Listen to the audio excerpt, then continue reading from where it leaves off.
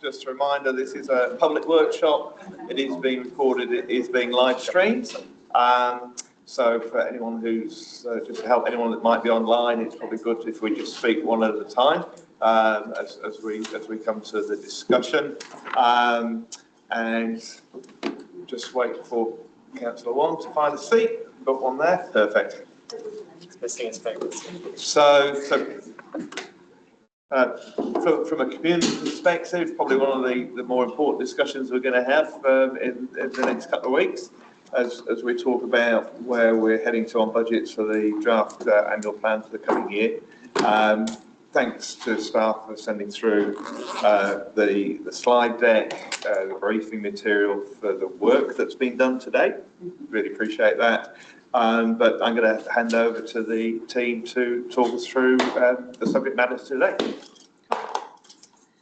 And also just conscious that you have also had a line-by-line list of all the costs, so hopefully you've had a good chance to read that.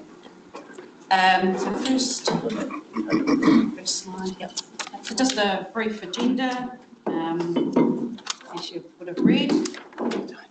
So first off, just a reminder of where we have been on this journey. So next slide. We brought to you the draft, which was a 19.4% rate increase. We presented to you on the 9th of December at a workshop. We're talking about some of the options that we've got around how we could get it back down to an acceptable, or the LTP figure of 11.6. And so we have done that, and we're going to now talk to you about how we did that. And so we are sitting currently at 11.6. So we took two of the options that we offered in workshop 1. So the first one was, we've realised that the weather tightness loan, that was probably the repayment of that in next year was probably a bit excessive. So we trimmed that back 3 million. And the other option we took was to utilise our balance sheet. There is a transport improvement fund reserve where the income that we receive from infringements is obviously significantly increased with the government increasing their fees. And so we have now got quite a large amount of money sitting in that fund which we could utilise. So we have utilised 3 million of that, or 3.1 million. So that's how we've got back down to 11.6. The next slide was just a reminder.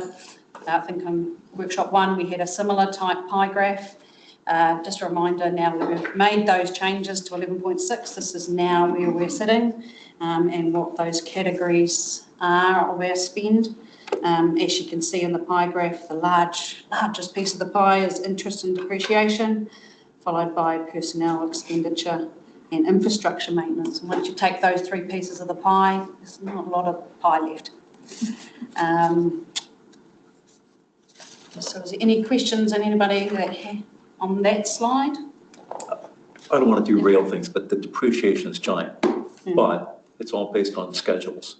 So at some point, can we get a look through to the schedules and whether it's 20, 30, 50 years, what it's against and that sort of thing, because that is a number that it seems to me is massageable, or is, how should I say, currently, it might be reviewed. Yeah, currently we actually have unfunded depreciation as well, so we don't actually depreciate as much as we should. Oh, okay. So that's another thing that we can bring back to you about that information. But yeah, in the financial strategy, there's a table which indicates, I think it was 34% was where we were sitting at in the first year of the LTP of depreciation being rated for, and we wanted to grow that to, was it 74% by the end of the LTP. So from 34 to 70? 74, yeah. And some of that depreciation is actually, you don't want to recover all the depreciation, which is on the transport side, because obviously we get 51% funded by the government, so therefore we wouldn't want to depreciate 100% of our our transport assets. But yeah, so there's a gradual program to build up to fund more depreciation.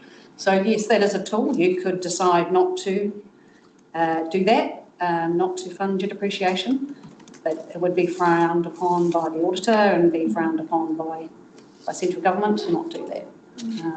Just on that point, that was one of the options that was presented at the December workshop that we sort of talked about. So I think we've given some direction that would be open to that. That's just for noting that we haven't sort of looked at that avenue. In the conversation I had with the Mayor of Thames Coromandel District Council, and when they went through this exercise, their greatest saving on their annual plan rates was that they found, when they looked at the depreciation, quite a few of the items weren't being depreciated to the right schedule. So things were maybe being depreciated too quickly, given the life of the asset. And they also found that there was a significant amount of items that were being depreciated, but were also in the replacements budget, so they were also being double charged. So it'd be interesting to know if, and I don't expect an answer now, but how we have that level of comfort that we are depreciating, given that it's 70 million, that we are not necessarily not funding, but we're actually depreciating it at the right rate, and we're not double counting in terms of charges. So that's probably a significant piece of work. Yes. So just acknowledging that, and that might be a long-term plan piece of work. But I think it's really key. And I know once the 3 waters get stripped out, it'll be a different sort of thing. But I think to a certain extent, with what else we have to depreciate, it will still be a relevant consideration. Thanks, one of the things that we just looking at that, if we're taking, I think we took in $144 million of new capital assets last year were vested to us. So what is actually driving a lot of this for us is just the sheer amount of new assets coming on. And most of the big physical assets like water are straight line depreciated. So you start depreciating those right from the get-go. So it's another outcome of the sheer rate of growth that we've got as a district and the amount of new capital that's being sort of vested to us. Just on that, I noticed in the water services delivery plan it's quite a bit in there about depreciation as well. Is it appropriate that we, or should this council have an opportunity to have a look at how that is proposed to be managed? Are there opportunities to reduce our depreciation commitments in the handover to the CCO and then have them pick that up later? Or is it all covered anyway because it's all debt that they're going to get? So, I mean, obviously the CCO will set its own depreciation program, and I expect it will be probably pretty the same as ours, because it's it's pretty standard stuff. So, I mean, it'd be interesting to see how historically Thames Coromandel got to where it was. I know that through some of the water reforms, a number of councils artificially reduced their depreciation to basically create, so if you want, use the word pejoratively, but create the problem for the CCO. We've not chosen to do that. We've chosen to meet our responsibilities for depreciation, knowing that at some point that figure, both the depreciation figure and the asset and the debt, will all transfer. Yeah. But I think we wouldn't recommend basically artificially lowering depreciation just to create an easier pathway for us for the next couple of years. But we've made a note of that, thank you, John, and we'll pick that up through the LTP work programme and have a session on that. Catherine, that's showing an $11 million deficit. Mm-hmm. Where is that coming from? No, great. I don't think you answered that question. Is that because that operating revenue top line is going to increase by 11%, or how is that? The first thing I mentioned earlier just was about the use of reserves, so that transport fund. So part of that deficit is funded from a reserve, which is not operating surplus. Mm-hmm. So yeah, part of it's transport fund. There's an unfunded depreciation. Mm-hmm. So there's unfunded depreciation, unfunded interest, and then offsetting that is how much loans we repay. So it's kind of a cash flow to make that deficit go away is through those mechanisms. Right. Yeah. Accounting gymnastics. Accounting gymnastics.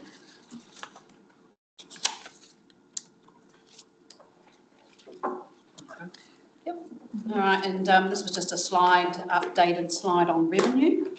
Actually, I don't know if in workshop one we actually had revenue, but this was just useful for me as well. And it's splitting out the waters from the non-waters, which is quite interesting when you look at it in that graph. You know, just under half is going to remain with us. So still quite a large piece of the pie. This should be obvious. What's dividend income? So that's airport. Yeah, and what's the other income? Obviously, it's smaller things, but what kind of makes that up? So the main thing is there. So again, I anticipate this question. Yeah. Yes. So the main part of that is NZTA. So grants. yes, yeah. Yeah, and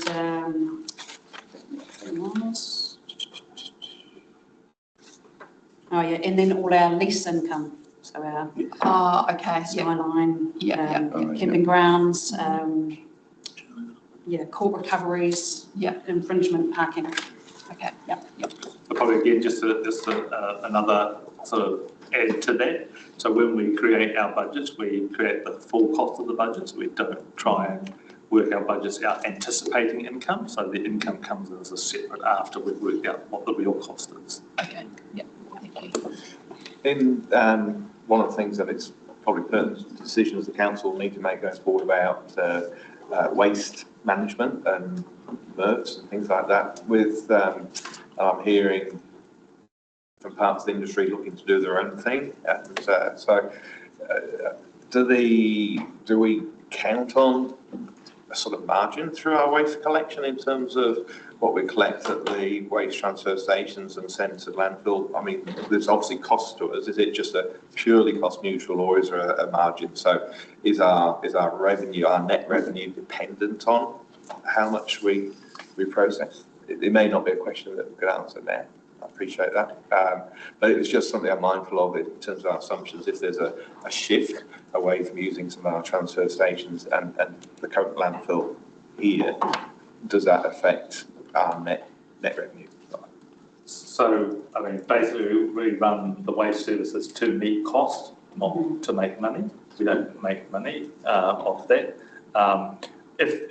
One of the risks for us as waste charges go up is that people do choose to move away, at which point we still provide the service, we simply have reduced income. So we end up subsidising effectively, the ratepayers subsidise that. And that is an issue that Catherine and Tony and the team are very mindful of as we start to look at what the investment required for things like the MRF, the ability to service that, but also the government waste charges, which we face as well. So it is a fairly complex and sensitive beast because, as you rightly reflected and Tony's indicated to us before as well, you know, the market can choose not to use us. They can choose to go elsewhere if someone's offering a private service or a much cheaper service. Yeah. So currently in the revenue and financing policy, the private or the user pays is paying 75%. That's our target, because we're trying to target the fees and charge at 75% of the cost. Okay. There's nothing there for us. So we'll talk about it in the next slide. Okay, thank you. So a big part of that revenue is that user fees and charges, and we are trying to keep in line with our revenue and financing policy, which sets the target. So that's that column in white. And this was just an update for you to show you where we're sitting at the moment. And so when we talk about fees and charges later on, just so that you know, the reason why we need to have them at that increased level is to try and get closer to that target. So there are some areas in red where we aren't meeting the target in this current annual plan. What are the community development fees and charges related to? Because community development's usually a service sort of thing. We don't tend to have an opportunity to charge for it, so I'm just confused about it. Yeah, that's the third line. Pretty sure it's film permit revenue. Oh, is it film permit? Some events revenue. That's also Ken's there. Ken. Morning. Morning. He's bounced up. Hey, Ken. Deep in the area. 6% we target external third-party funding. So there would be like trust money with some of the initiatives and schemes we run, might be government initiatives, we do some work with social development, we've done work with ACC, we've done work with GB. Okay. It's one of the prerequisites we get for a lot of those external third-party programs we run. So it's an indication that we're getting less external funding for community development programs, is that correct? The pressure on those sort of funds is, genetic across all aspects. So when things stand out, we've been like the smoke free in the past, we've been, funding for some of the work we've done around accessibility, which is pretty broad. Did I see a significant one with MSD funding in there for something as well?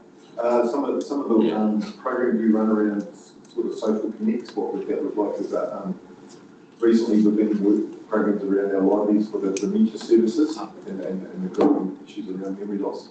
We've also done work in the MSD around mental health and wellbeing programs. Some of them can be quite seasonal, 3 months, 6 months, 12 months. Yep. Thank you. Yeah, thanks, Simon, and also holiday programs. It's good to have you two here. Thank you. Catherine, can I ask a question? Why is there slippage in liquor licensing and environmental health? I thought they should be full recovery. So the liquor licensing one, that's to do with a lot of those rates are set by the government.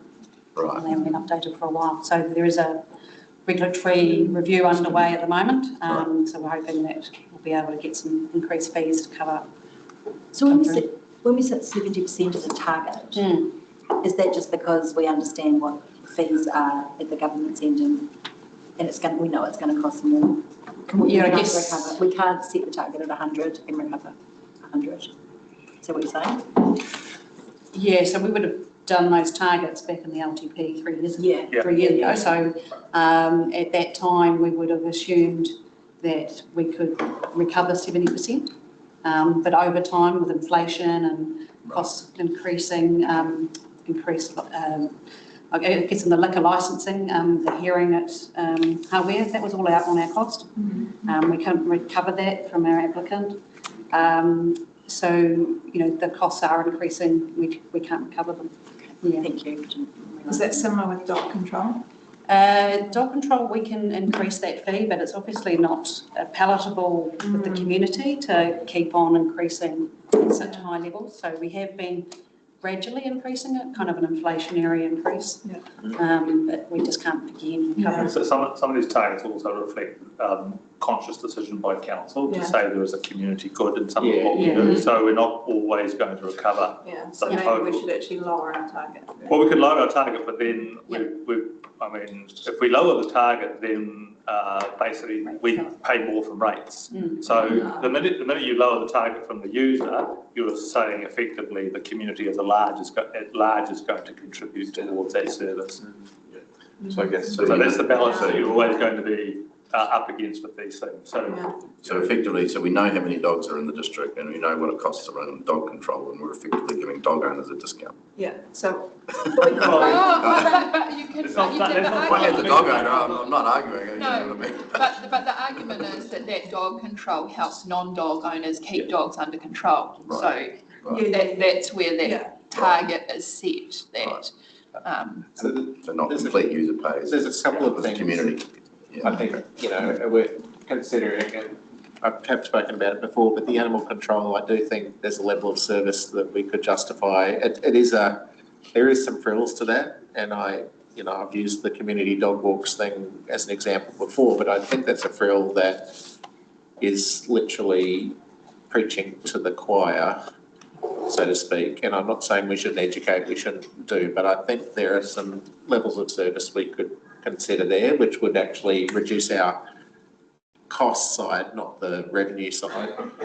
And the other one, obviously, I've spoken about before, is the water waste facilities. I just think it's such an obvious area where we can increase revenue recovery with some simple equipment, some license plate recognition and machines, but also an area that we haven't delved into very often. We have many commercial operators, particularly in Wanaka, who use council facilities at no charge, including some very large boats like dual image and stuff that smash up against our pontoons and marinas and are the primary user of the sewage evacuation pumps and things like that do it for zero cost.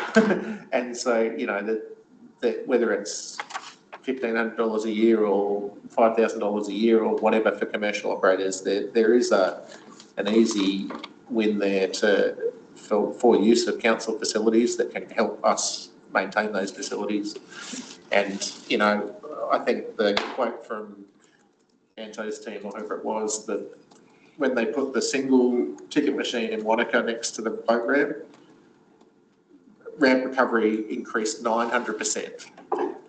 So that's what we've got there is a better system for collecting revenue is being developed. So I think for this year, so I mean obviously these are generally reviewed as part of your LTP.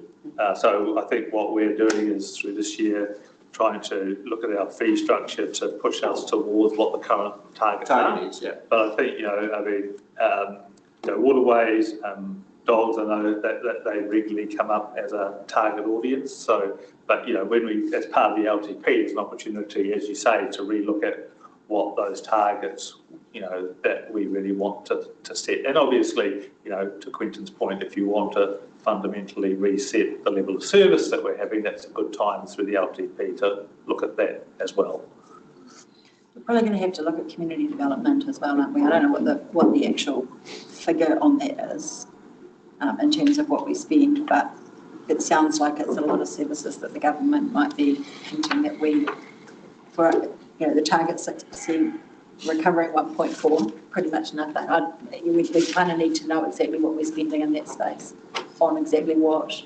It might not be that much.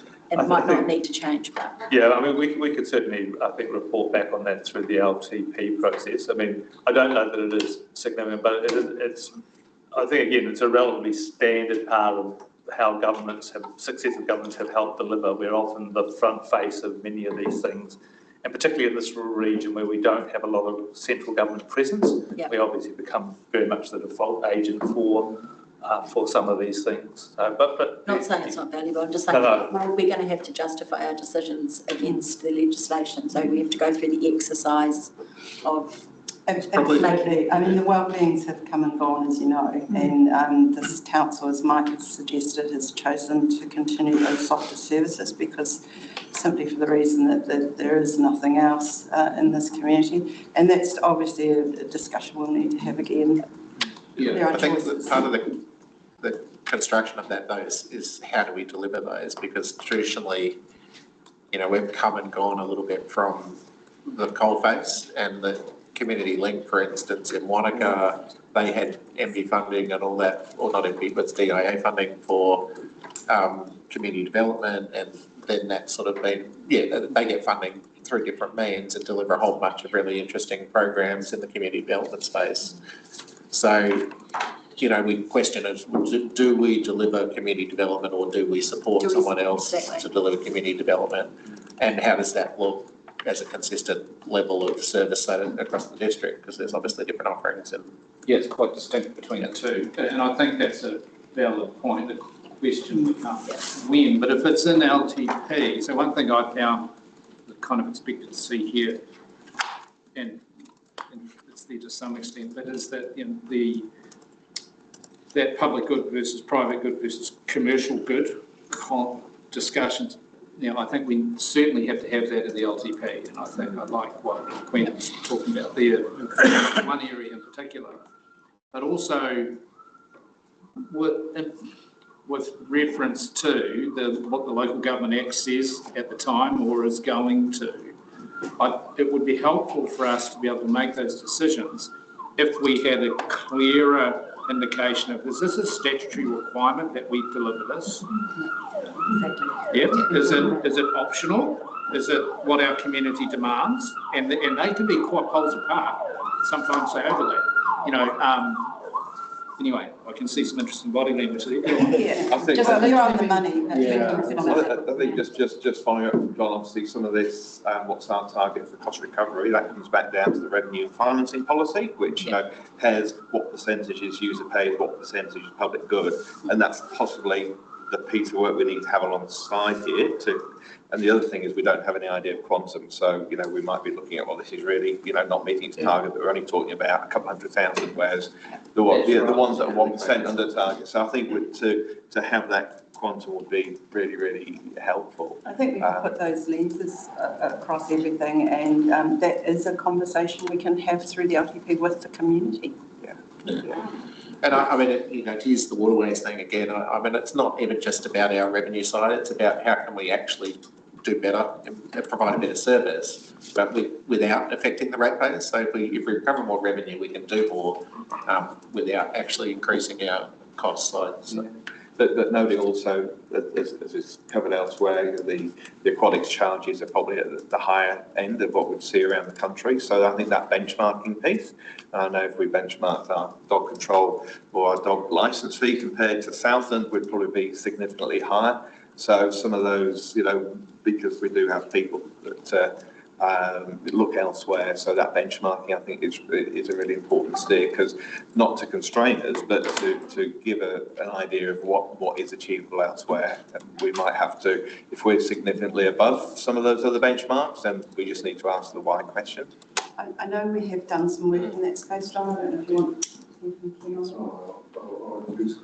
So we certainly do in our Labs Smart and with Simon, we benchmark what our fees and charges.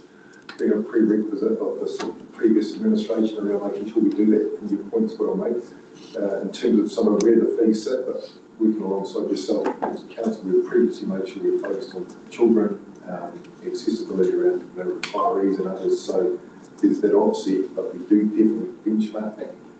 The other point of the conversation around that community development piece, particularly from our team's perspective, we would really welcome that direction.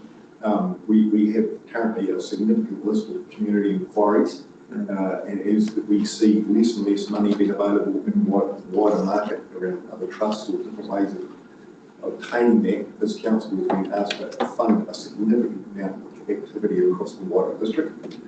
So having the conversation and daylighting that, it's starting to feel, you know, if I'm brutally honest, a bit like death by 1,000 cuts with some of the areas that we are seeing that's starting to fall over. And for some of you would argue, as Mike's rightly pointed out, they're essential services, but not part of our, as Councillor Gladden's rightly pointed out, part of our LGA remit. And what would that look like, for example, you know, services in the social sector. You know, we by default, because we're one of the larger agencies, end up dealing with issues of homelessness. Now that's not part of our wider remit, but that ends up, you know, staff resource and how we work through that. So we would definitely welcome the opportunity to have this conversation. Thank you.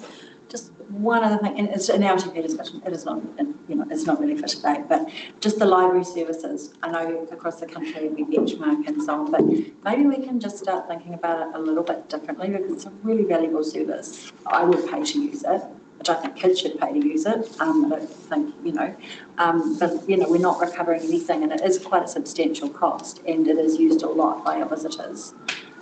So is there a way of, I'm not saying, I have no idea what it looks like, but I'm just saying, can we go through that exercise of, instead of saying across the country, we don't charge, this is the way it is and we can't change it, we need revenue. I can see we could. What kind of charges for visitors, like, because visitors wouldn't get out books? We don't charge anything for a library card. I mean, so, you know, could you have a, like, you know, but you have to be a ratepayer to have a, you mean you'd have to live here to have a library card? But maybe there's another system if you're in, I don't know. I mean, I don't have the answers. I'm just saying we don't recover anything. It's a significant cost. Maybe we could be more differential around it. And I know I've asked this many times. So I guess I know what the answer would be. I'm just. So through you, Chair, you know, and it's a good point, Councillor, right? And just take the fines. I mean, it used to cost us X amount of money to recover anything up to about 13,000 per annum. We actually have quite a good compliant community in this area that do return. And of interest for 2 points, we have actually concluded our first strategy. We have done every action in our library strategy, and as part of this year, bringing back this table will be our new strategy. There are certainly libraries across the 300 odd library networks that do currently have variable impacts around those fees and charges. Yeah. One of the things that we've had as a commitment previously is making sure it's accessible and our services continue to be, strict. So we can look at those as options, Yeah. noting your point. It's community services cards to, use it if you wanted to set a charge against. And we can give a report back on some of the other services we're seeing around the country. Yeah. But by and large, we're really hard to make sure across the remit of all ages and accessibility that these centres, the eight libraries we run are really I guess it's a community case hubs. I mean, I guess for me, I'm sitting here and, sometimes you bring a personal lens to things, right? And I don't use libraries, I don't use the event centres, I don't use anything, but I have to pay for my kids who do other types of things that don't get subsidised. So when we start to have that conversation, you have to pay to go into the pool. And it's differential fees for different people, but the library is completely free. And I know there's value in that, but I do think we have to keep asking the question and not take it as a given that we're never going to charge for any of those services to a significant extent. That's a conversation for the council, it's not necessarily key. Oh, sorry, I was looking at you. No, sit down, but you're right, that's the direction of this table. Yeah, you're right, Mike. Should be talking. Sorry. I think it segues nicely into the next slide, differential pricing. Did you guys want to? Well, I just wanted to draw your attention to Appendix B, which is all the fees and charges that we're proposing and all the increases. So is there anything anyone else? I'll raise the spectre of parking fees, because I presume there'll be a piece of work at some point about how that looks in the Upper Clutha. And that will be a debate at council. Has there been any consideration at the moment? Everything in the town centre here is free after 6 o'clock. I mean, that was a COVID response. I'm not sure if it was consulted on or just happened, but I think it just happened. They probably wouldn't have consulted on, or was it? It was free after 6 o'clock. It got changed to being, you had to pay till 9 o'clock. Yeah. We've changed it back again to being free after 6 o'clock. So the question is, has there been any discussion around restoring the 9 o'clock? Yes, there has, and there hasn't been an appetite to do it because the commercial operators in town, there's a big effect on them. So it was a conscious decision to bring it back to 6 o'clock. So I think Councillor Bart's right in terms of the history to this current to 6. When Council D made a decision as to whether you want to extend that from 6 o'clock to 9 o'clock, we can tell you what that revenue might generate. Based on the experience, many of the in-town retailers and commercial activities might have a response to that. Yeah. That's my understanding, but it is an option in front of Council if you wanted to. You could consult on that as a proposal. Around extending that could be one way of testing. I think it would require a council decision to extend it. I don't think that's in the nature of that. In terms of Monica, we're hopefully bringing to you the parking plans for both Queenstown CBD, Frampton and Monica, and part of that proposal for Monica was to introduce more controlled parking, paid parking, and be discussions with the community board as well. And I understand that when you start to bring in paid parking in areas where there haven't been, it can be quite contentious. So the consultation around that would be important, as well as what any funds that are collected would be used for. Yeah. One follow-up just on parking. So the bus parking that happened in Banff Street car park overnight, is there an annual pass or fee that the commercial operators pay for that? I'm not sure, I don't believe so, but we've had lots of issues over the past when we had commercial buses do park in the CBD. They have a need for that, and we have limited options. There could be a possibility of charging for that. Again, we're likely to see a reaction from those commercial bus operators because of the need to park their buses somewhere. Has been an issue in the past, but where do we actually provide for them? Because we provide a lot of exclusive spaces here overnight, don't we, for the buses? Yeah. It's virtually all the buses overnight in Banff Street. So there are particular opportunities for that. If you were, my suggestion, if you wanted to look at that, then we could put that as some kind of proposal. It's only the middle of the car park, the rest of the car park. But if we're giving something for free, I don't know. I mean, if it's a case of it's free parking at night anyway for everybody. So we are bringing, Okay. as Tony said, we're bringing the parking management plans to you, and that we're scheduled to consult on those in May. I'm not sure the timeframe on it, but this will be. And that will cover these issues. That could warm up the conversation that then leads into consultation through the LTP as well. So then, Sorry, if you're looking to the same plan, we wouldn't, the parking would be too late for that. But the LTP provides two opportunities, like I said, overall. We could warm up the conversation through the annual plan consultation document. We could say, here's something we're thinking about, we'd welcome your thoughts. Which would be sort of a pre-consultation, softer entree into those conceptually high level. And also signpost the fact that we are going to be consulting on the management plans. We would have done that anyway, and you'll see on page 25 we've got a list of the upcoming consultation that's in there. And then from there we can potentially build it as a consultation issue for the LTP.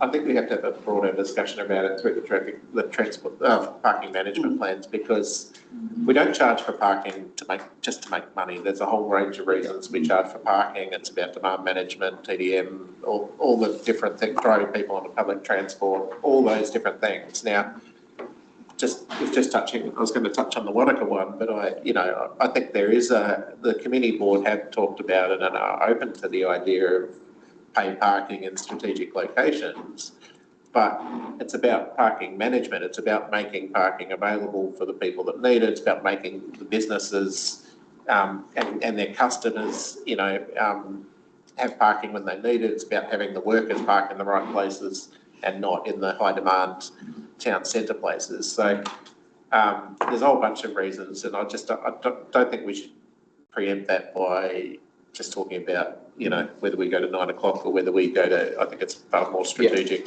discussion. I think it gets back to the point I was making earlier, that for us to be able to make objective decisions like that and to encourage input in a way that's meaningful more than just the impact it has on individuals. If we look at individual businesses in particular with these sorts of charges, that we look at not just the public versus private good, but we also look at the other dynamics that need to come into that, which is commercial goods. So we're providing a service for businesses, and the income from that, from parking, can go to provide more parking in more appropriate places elsewhere. So their needs are still met, because otherwise the ratepayers generally are subsidising for a commercial activity when in many cases that could be provided commercially. The other area of consideration are the other issues, like what's the environmental good of doing so, rather than just public versus private, because that's too rough. I was just going to comment on the bus parking too. I mean, that's comes up from time to time, and I find it personally, I find it strange there's an expectation from the industry that it's on us to provide coach parking. It's on the industry, in my view, it's on the industry to sort that problem out. They're the ones who are profiting from it, and they're the ones, this isn't public transport we're talking about, this is, the commercial coaches.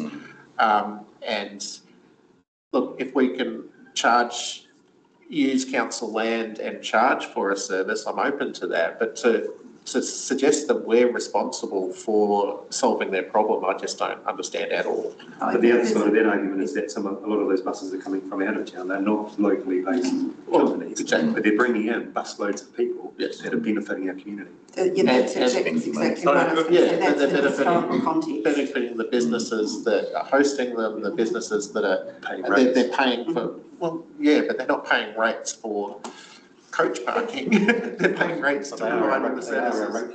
It has been very contentious in the past, and it has involved the coach and bus industry, who lobbied intensively, and so there's quite a bit of history to it all. It well and truly is probably live to a fresh discussion through this.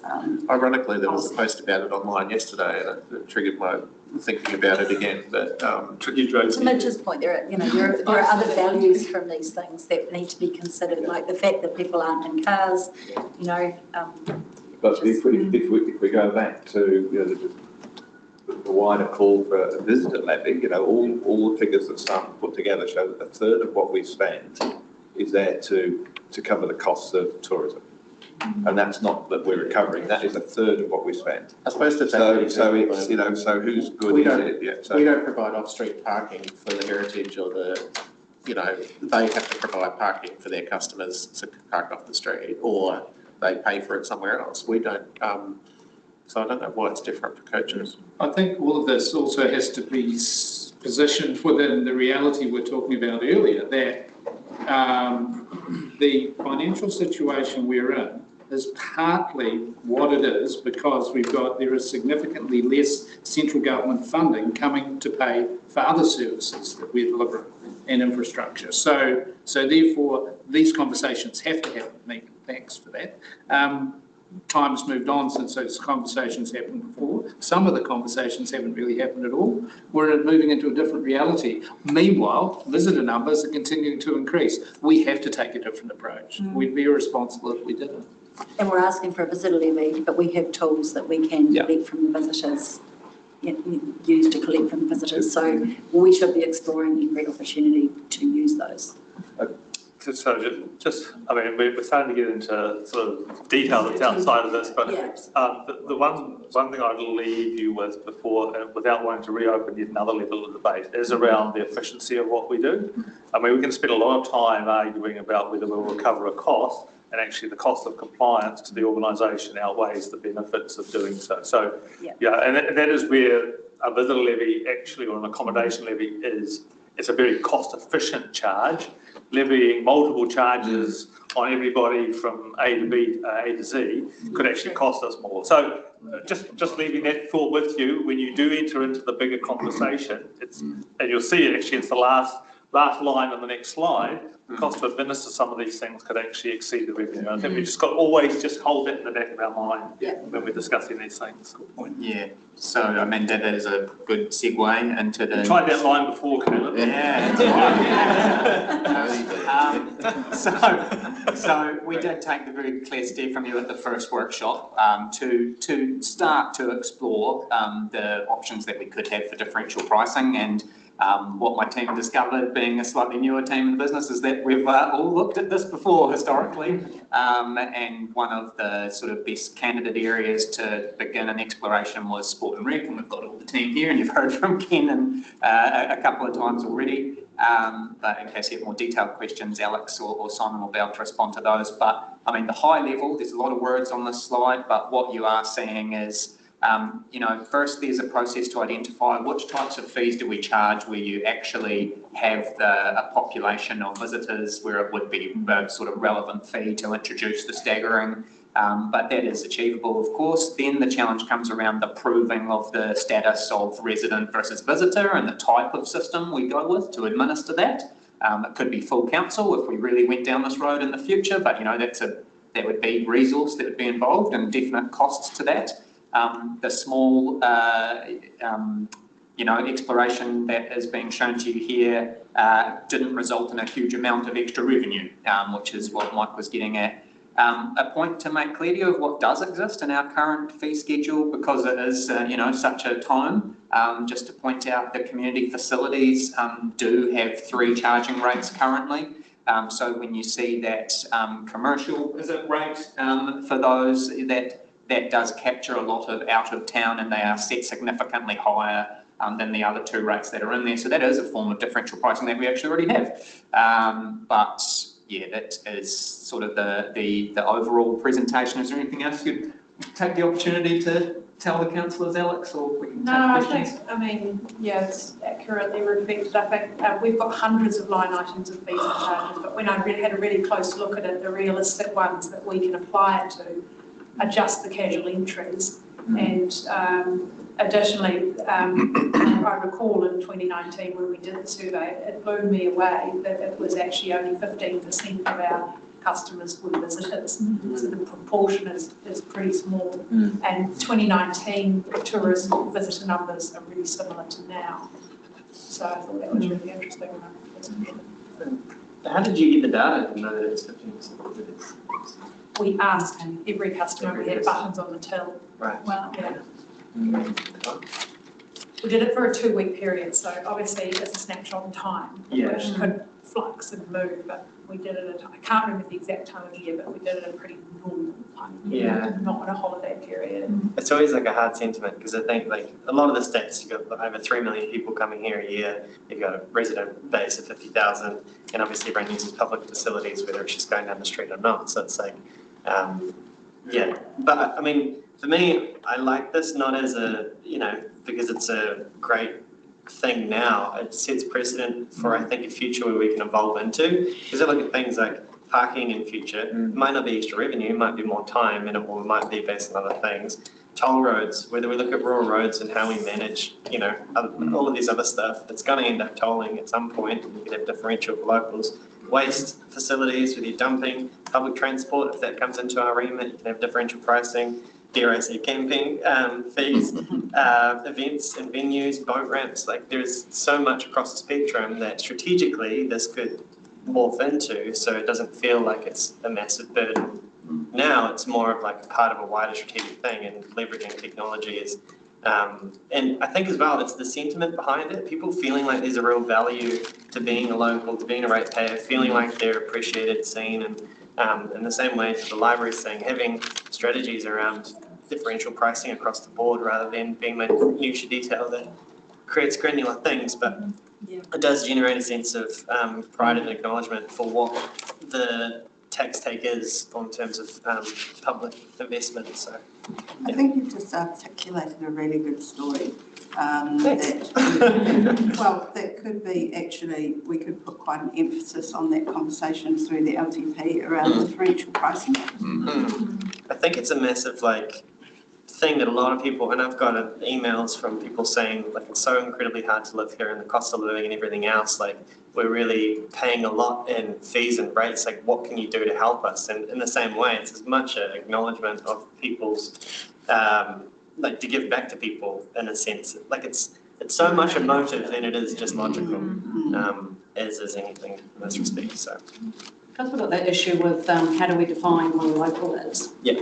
Could we use the next sort of period of time to try and tease out how we would implement it?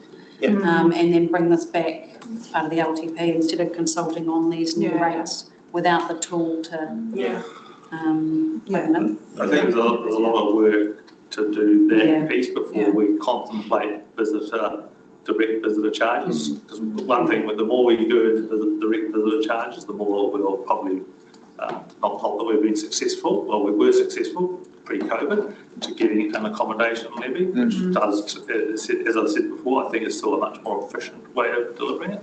And I think one of the things we just need to be really mindful of is, what does that do? What does that do to the visitor experience? So one of the things we can't do is we can't use visitors to subsidise local ratepayers. We should never cast that light, because effectively local ratepayers should be paying what local ratepayers should be paying. But the reality is that it's been the absolute opposite for the last few decades. Well, it has. I mean, if we invest in any infrastructure in the middle of town, it's going to benefit residents and locals will take the benefit of public toilets. It'll be paid for by ratepayers. All of the stuff is paid for by ratepayers because it's the easiest mechanism to do. I know there's TIF funding and there's other sorts of support in order to help subsidise, but I do think there's a lion's share that's falling disproportionately. But if we quantify that. If you take all injury, we've already seen on the differential, the targets is that the ratepayers pay for a component of running the pools and then the entry piece. So they are paying twice, where the visitors are only paying once. So it's all it is equalising that balance to say, well, the proportion that they already are paying in their rates versus the proportion they're paying at the ticket. We've got to be a bit careful here, because visitor accommodation, they pay development contributions and they pay rates. Higher rates. Right? They pay higher rates. So that's where you get the rate take from the visitor. It's passed on. For some, to the proportion. So but this is where you've got to understand the proportion. They don't pay twice, but you've got to make sure this is where we need to take the tools that we've got and make sure we're getting the differentials in the DC policy and in the rating policy. Right. So maybe we need to look at, can we lift up and I know contribution from this isn't our example, but it's an OIC example.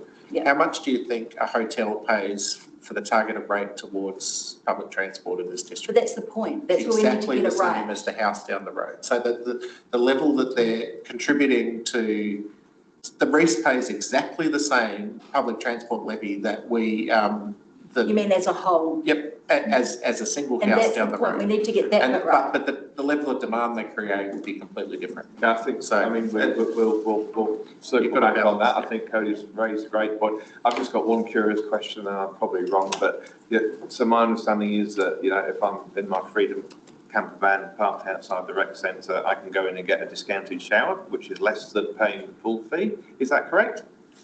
No, it's the same thing. It's the same thing. It's exactly the same. So I thought there were showers. I thought They can pay a shower charge, it's separate to an entry pool charge. So the Freedom campers at Wanaka Rec Centre are paying to use the showers, they pay $5 or something. But how do we police that? Because I don't think you enter It's showers. separate showers, so if you were using the showers, you just, sorry, in Queenstown. They're rec centre shower, they're not swimming pool showers, they're rec centre showers, but yeah. Yeah, so you don't get to use the pool as well, Okay. just a shower. Just Stephen was going to. It just feels to me like Cody's point around, you know, and potentially doing some work on what a resident looks like. It feels like a good idea to me, and it feels like a good idea because it could then be used for things we haven't even thought of. And I just think I want to support that idea to at least do some work on it. It won't be easy because we have such a transient population and things like that, but something like that where residents can feel like they're a resident because they've got the card or whatever it might be, and then we might be able to use it for different things down the track. Seems like it's beneficial. It feels like it needs a scoping exercise, and that's what we've picked up and need to look at. Gavin was indicating then, John. Well, just on this part of it, I wonder whether rather than trying to work out who's a local and who's a visitor, whether we just have particularly for the event centre or recreation centres, have a membership, which might be a free membership that you need to be a local to get, but that would just administer it. Yeah, so then you pay that, you know, that locals price, I guess, if you're a member. If you're a casual visitor who's not a member, you pay the higher price. But the other question I had was all the other fees and charges that are in Appendix B, are we talking about those today, or are we going to come back to those at another workshop? They're the same as the fee schedule that was provided in the first workshop, and so to the extent we're talking about it, it's the extent that you have queries in relation to any of those items that you'd like to raise. Yeah, well, the only one that I was just looking at before was the parking fees. Some of those are going up by, you know, a lot of them are going up by 50 cents an hour, which is considerably more than that CPI increase. It says at the top that it's rounded to CPI, but it's a lot more than that. You know, 50 cents on $6.50 is more like 14%. So I don't know whether... We'd be consulting on that. Yeah. Did anyone say that? The reason I looked at it, the 50 cents is quite a big increase from a lot of those compared to what we've been doing recently. Still very reasonable compared with other places though. Yeah, but it's a good point. John, and then Quentin. Oh yeah, so partly I think some of this goes back to the story that Cody outlined. I thought it was very good. It helps with the bigger argument, I think, about our own visitor levy. So this is longer term, but also, and more immediately, and I'm hearing that there might be some movement in that area, returning the international visitor levy back to what was intended, which is to pay for much of the infrastructure costs that we're having to meet to provide for tourism. So all of this helps with that, including having a good story. Thanks, John. Yeah, and I just wanted one other example of differential pricing in Sydney. There was an acknowledgement that people come from all over Sydney to use the beaches, the northern beaches, and from a whole bunch of local government areas, and that the ratepayers and residents of that district of the northern beaches and Warringah Shire would actually get a sticker to put on their car, and they'll get free parking at the beach where everyone else would have to pay for it. So that was a good example. I think Tony's like to chip in. So the parking plans which come to you shortly include options around locals sort of parking and how we might be able to implement that, those very same things, provide a differential. As part of it, though, it would require quite a bit of back office work in terms of our technology systems and being able to verify locals versus tourists. It may also be able to be used for differential pricing if we use number plate recognition for parking in urban areas. It's also potentially, that whole number plate recognition system will also be part of the government's future plans for how they do road pricing. So there's a whole lot of things in the mix. You mentioned before, that's stuff about boat brands, again, same sort of technology, but there's quite a bit of back office stuff that will need to be done to verify locals versus visitors. It's not a simple matter in that sense, but it is potentially possible, and some of the things that council could consider around the differentials. But it needs that technology component and the ability to enforce on which to base that, and a way of being able to verify the local as opposed to. And one of the questions we pose ourselves is we have a lot of staff that live in places like Stansburn or Cromwell or Luggett. Are they locals because they work here, or are they not? So there's some complexities around that would need to work through. That's not a question just for us, that's a question for a lot of businesses. Yeah, so it's just in terms of how you do that. And as you know, is looking at road pricing and congestion charging and the like. They're pushing that as a way of funding additional infrastructure as opposed to their source. And again, the same questions will arise. As someone who lives in DY, Kingston, or Luggett, or Bannockburn, who actually works here, Garston. Manchester. I think Garston's sort of well south. That's completely beyond pale. Not a rate case. Not on that property, no. But what I'm saying that is that in this week for the parking plans, we'll start looking at, we're also looking at resident parking permits for those people and close into the areas where there is paid parking, which tends to push out locals. So there's a degree of complexity around that. And even the mix of how do we support or not commercial buses, also part of that as we look at the overall area and how we allocate what is a very constrained limited resource between all those competing demands. Yeah, just a quick parking question with the machines. Is the technology available within those machines now for dynamic pricing? So if you were going to charge after 6 o'clock, it'll be a lesser rate? Yes. There is? Yeah, pretty sure with it. It can also be set up. We've actually currently got very good usage of the new sealed car park, where people are actually paying for 10 hours to park there at $6.50. So there is an ability to very charge that and recognise that. Most of it, if you put in I want to park from here, from this time to this time, they have the ability to work out what their charge is. And on those machines, do you get the ticket or do you put a number plate in? It's a number plate. So if your number plate was already in the system, yeah, we've already got an example that might actually spit out a cheaper rate for you. I'm just talking. So I think our discussion is about the what and the why in terms of local differentials. I think the answer's already there. And I think the how is a separate thing, understood that, but I don't think that should sort of stall us having the discussion. Well, I suppose the question is, for the annual plan, we want to make that change. The LTP, we probably can. But the number plate recognition system on the parking meters needs to be linked to our own central database, which then records that number plate as a local, as opposed to anybody else. And so there's a technological component to that, which would need to work through. Yeah, there's also, sorry Tony, I mean, increasingly all of that, as you realise, comes with whole privacy elements associated with that as well. I mean, at the moment, say a number plate is only registered to NZTA and to a vehicle. We would then become an owner of that information as well, and we would have privacy obligations. So just, it's all doable. It's all the sort of things that we will need to go through in terms of having that discussion with our community. Yeah. Do we manage the software that holds that data, or is it a management company or a parking company? We don't at the moment where to make that decision. Yeah. And the security of that would be, there's also linked into our parking enforcement system. Yeah. Again, to be able to differentiate when you've got people out and about looking at parking enforcement or broken cars or whatever, to be able to pick up that that's a locals car.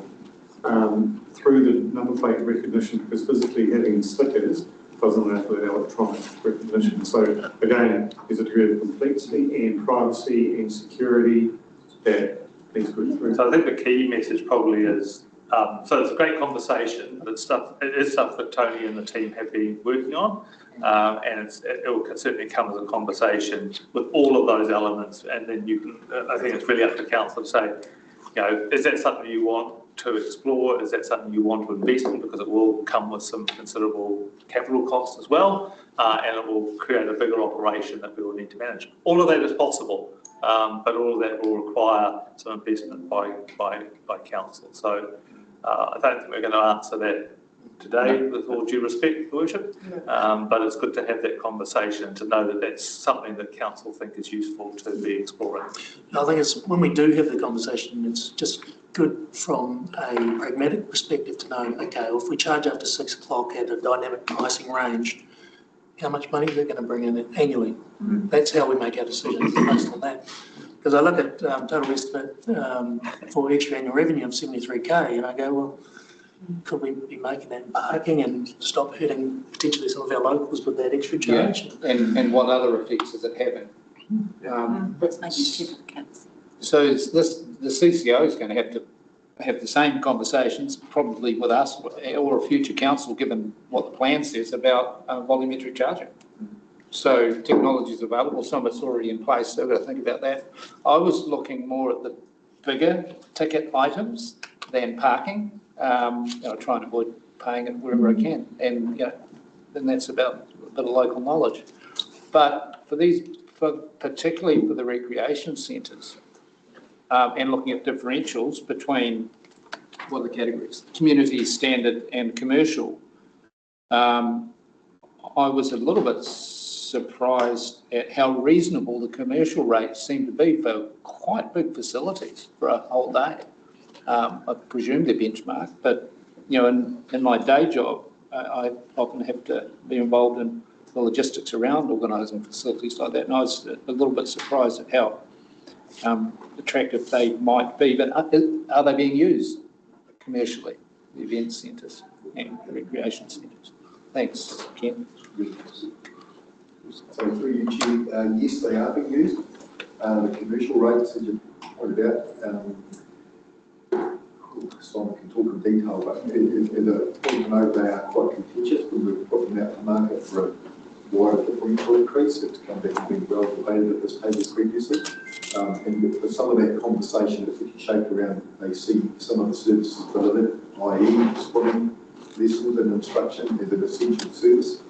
And that's part of what you're possibly picking up with that, not a wider gap in the differential. Yeah. Simon or Alex could actually talk to some of the detail around the exact delivery of service around that commercial versus community, but certainly it remains an area that we do have a differential, but as you've picked up for good reason, it's probably tighter than what you know. So, thank you. So one example that we've used before quite a bit was the Lake Hayes Pavilion, for instance, is that it's one thing to run a community meeting there, it's a very different thing to run a wedding there, and obviously compare to private wedding venues, it's incredibly cheap. So, do you come up with some sort of, to acknowledge those type of things? But much more expensive. Simon? Probably the difference is in the reason the usual price. We generally, the rule of thumb is 3 times the community rate across New Zealand is generally what we charge. So the difference is here with our venues with dry hire.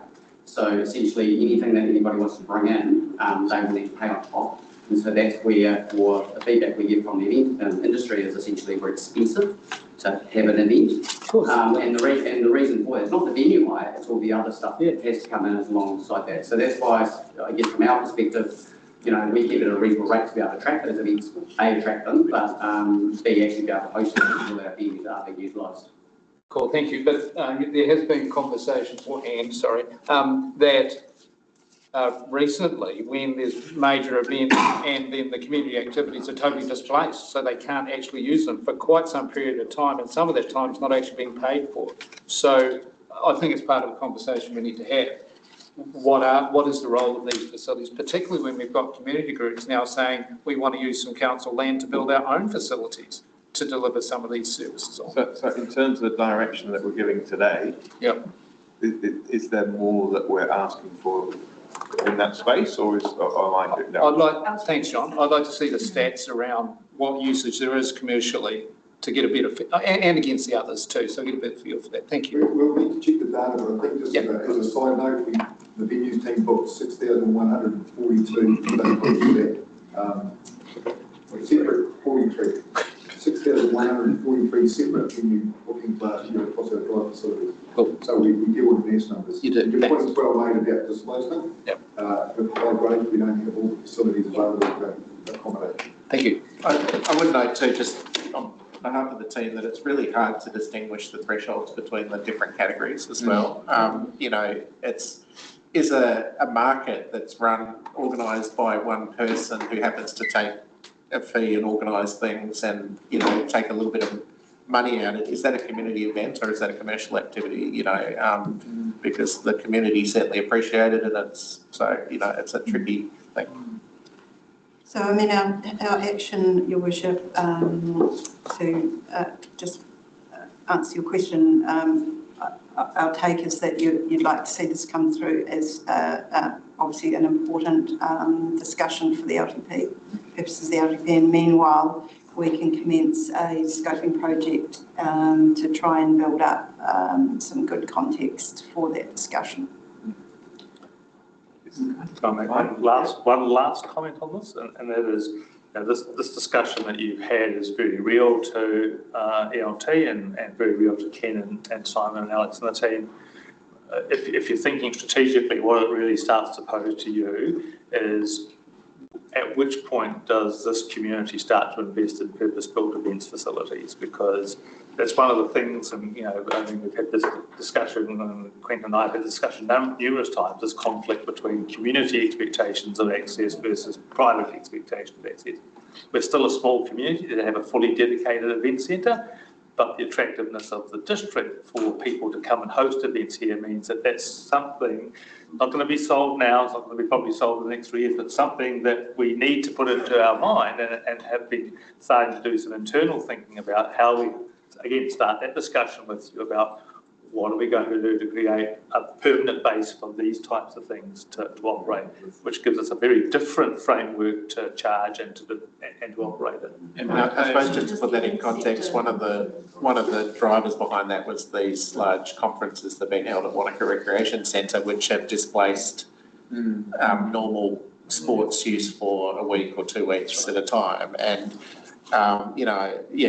just that debate about what's the purpose of them. Are they there to provide primarily for our residents, or is getting and you'll know the number, whatever the use fee we get from that that helps offset our operation, is that worth it? It's a really interesting question. But also, you know, if we're talking about events and purpose-built, if we no longer supply that because we're using ours for public users, then that opens up again for the market, right, that may be filled, because these are the kinds of things that are more appropriate for private funding, I would suggest, than some of our other infrastructure. Oh, possibly. I mean, I think, you know, I mean, if you look at something like, I mean, probably the epicentre in Dunedin, I mean, that's largely a shell with offices in it, and it's an enabling space as opposed to a delivering space, I think, Simon.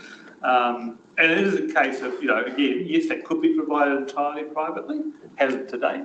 Equally, we could, you know, again, not trying to preempt the discussion, but there's an element of which saying, actually, if the council does become the provider of that, is that still, to your point, still facilitating events that our communities also enjoy? So where is the balance in that? Where's the opportunity? Where's the cost?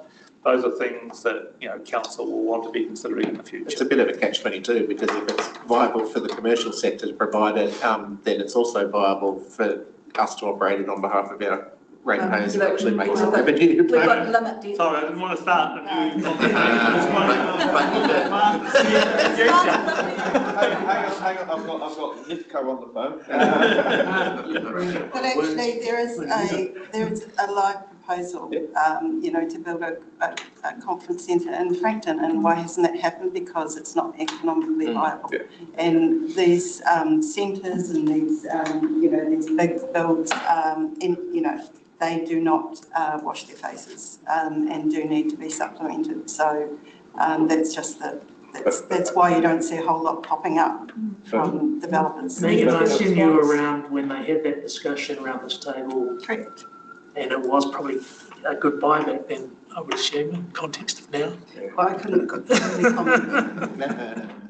Okay, in terms of where we're at with the workshop, because I'm mindful that some councillors might have specific budget inquiries. I know some have been sent through. I just need to get a sense of whether we want to talk about that, or whether we're going to progress to that, or whether we're just sort of beyond that in terms of the staff's presentation.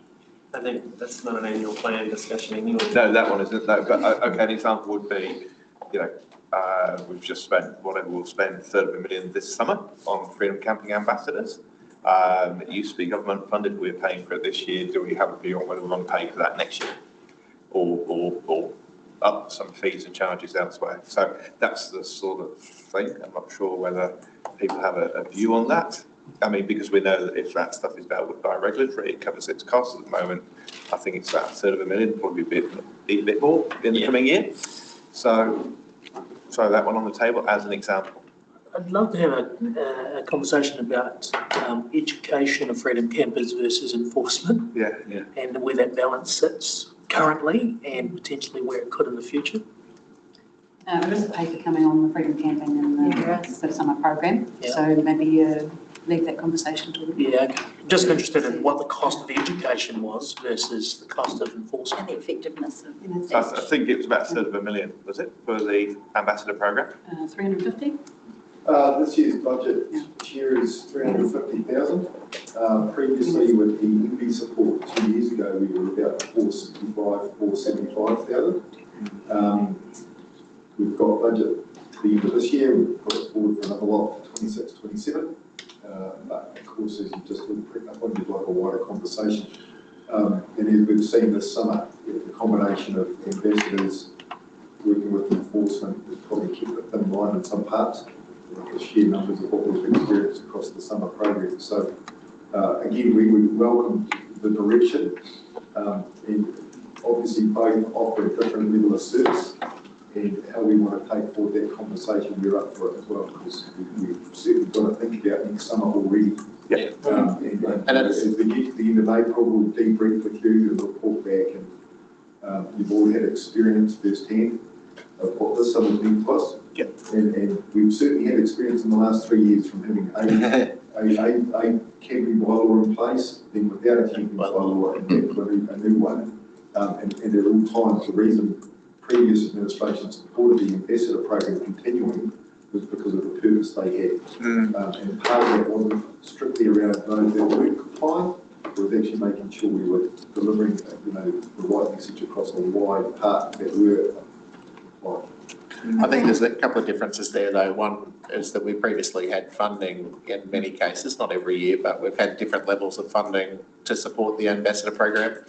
And just to note, this week we've actually also installed portaloos at the Wanaka Rec Centre to service the freedom campers, and that's an interesting debate around, servicing. That's one thing about educating and enforcing, another thing to be servicing and providing infrastructure for something that's supposed to be self-contained. So that's something discussion will have. Yeah. So you want to just touch on that one? So that's something that I asked for. Yeah. Largely just a pragmatic response to what is happening there on the ground. Yeah. But yes, look, I think this year, I think so. Firstly, I would say, as Ken has pointed out, and Catherine, we will be coming back and debriefing and looking at what our options are for the future. We will always probably want to see a balance between education and enforcement, and we've got some experience of that this year, and we can look at what that is going forward.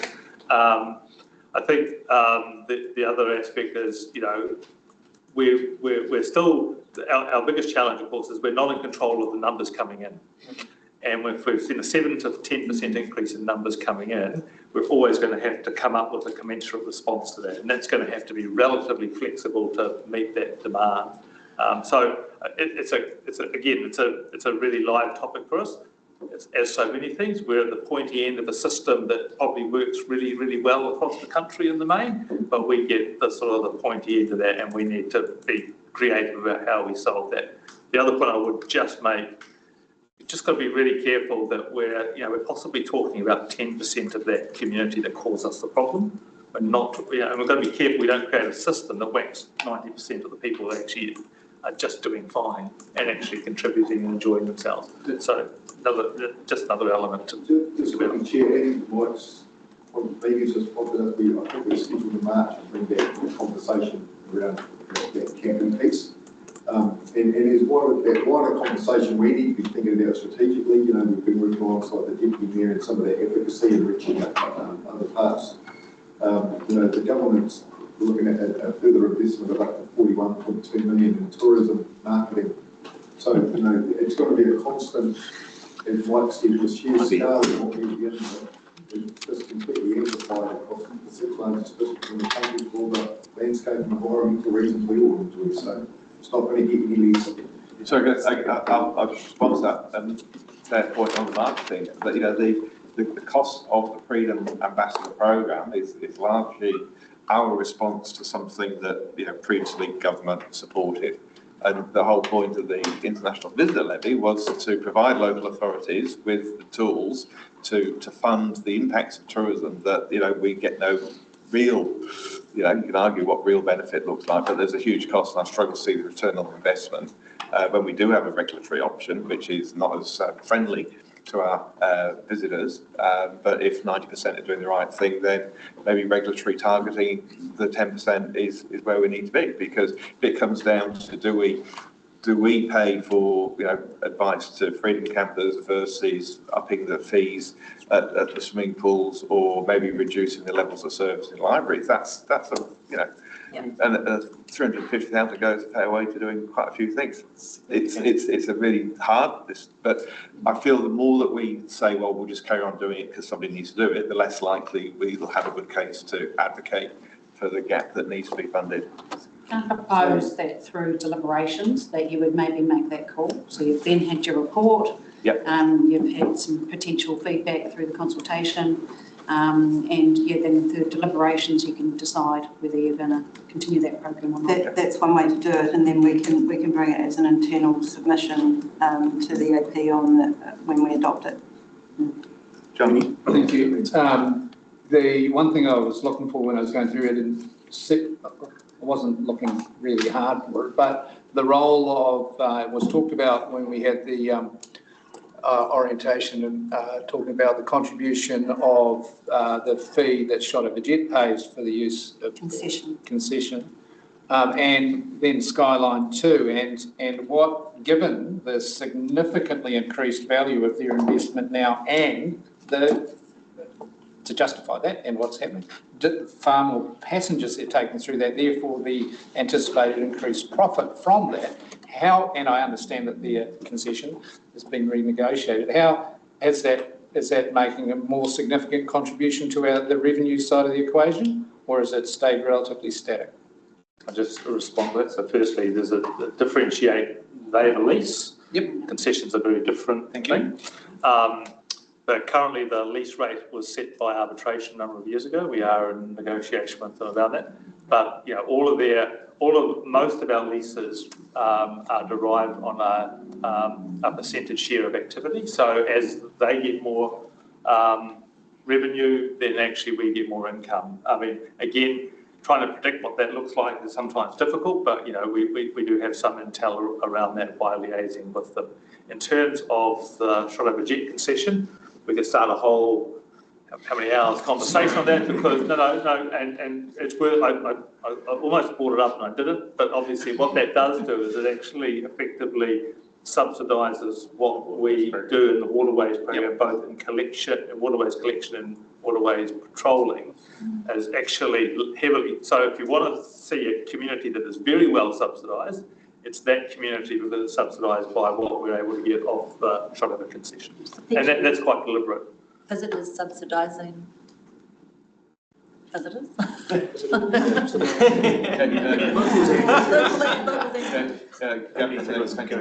going back to Matt's original question, I know we talked about enforcement and education during the bylaw hearing process, and I think they're different cost centres. I think the comment then was that the enforcement side of things, or the revenue from fines, covers the cost of the enforcement, perhaps with a bit more, but correct me if I'm wrong, there's not enough in there to cover the ambassador program anyway. Yeah, just going back to John's point about how we manage our leases and permits and licenses. So, yeah, I mean, as Mike said, there's some interesting things going on there. So some are fixed leases, some are based on revenue. Some of the revenue is fudged based on by some of the operators to sort of underpitch what they do. But, you know, one of the interesting things is the historic, and most of the clubs are on peppercorn leases. So, you know, community clubs, we effectively give them the land for free. They operate in isolation. Now, golf courses are quite an interesting one. They mostly are based on 1% of gross asset, as in their improvements on the site. And that creates some very strange oddities, and some strange practice. They effectively devalue their asset in order to reduce the rent that we get to council, but most of them operate on a commercial basis.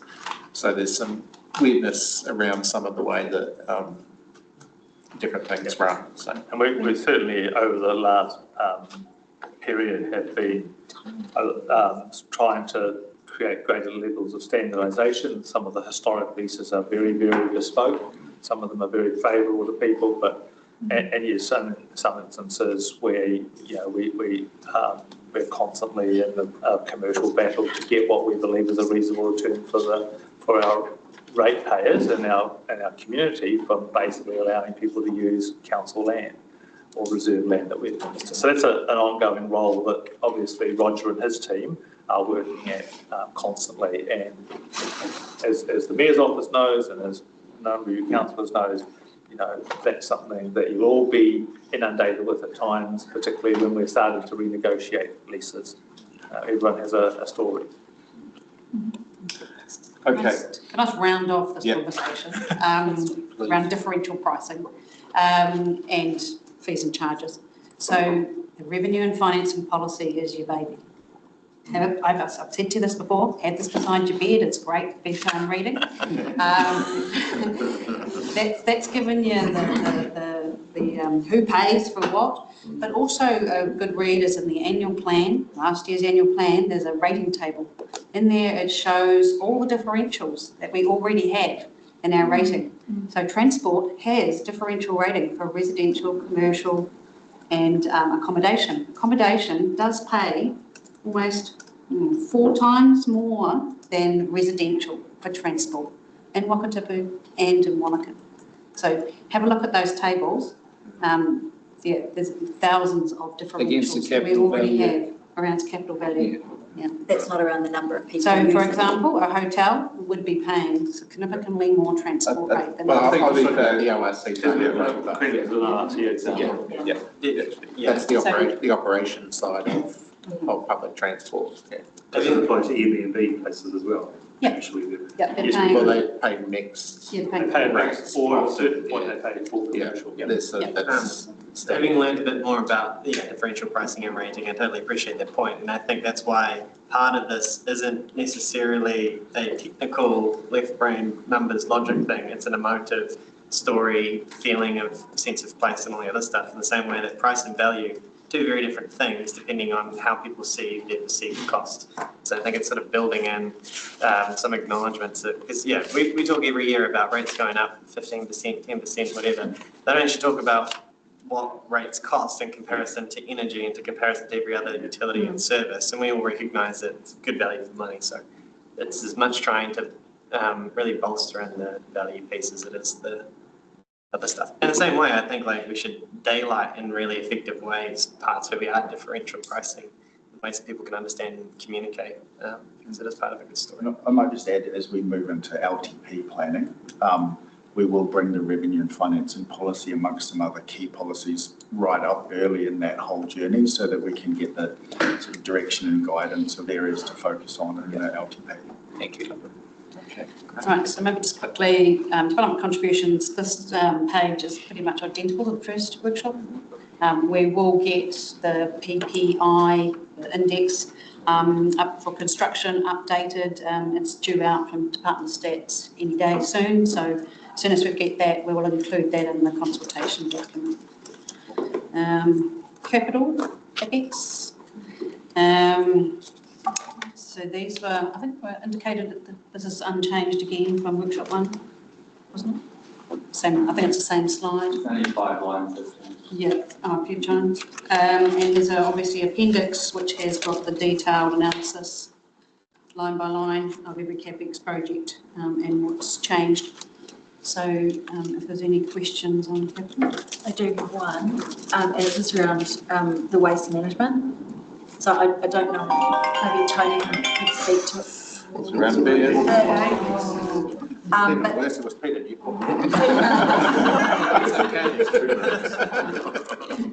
we've got a decrease of 6.6 million, reduction of 5.3 for new waste facilities, presuming that's, deferral. But I'm interested in the time frame on this project and whether, because obviously things have been slipping and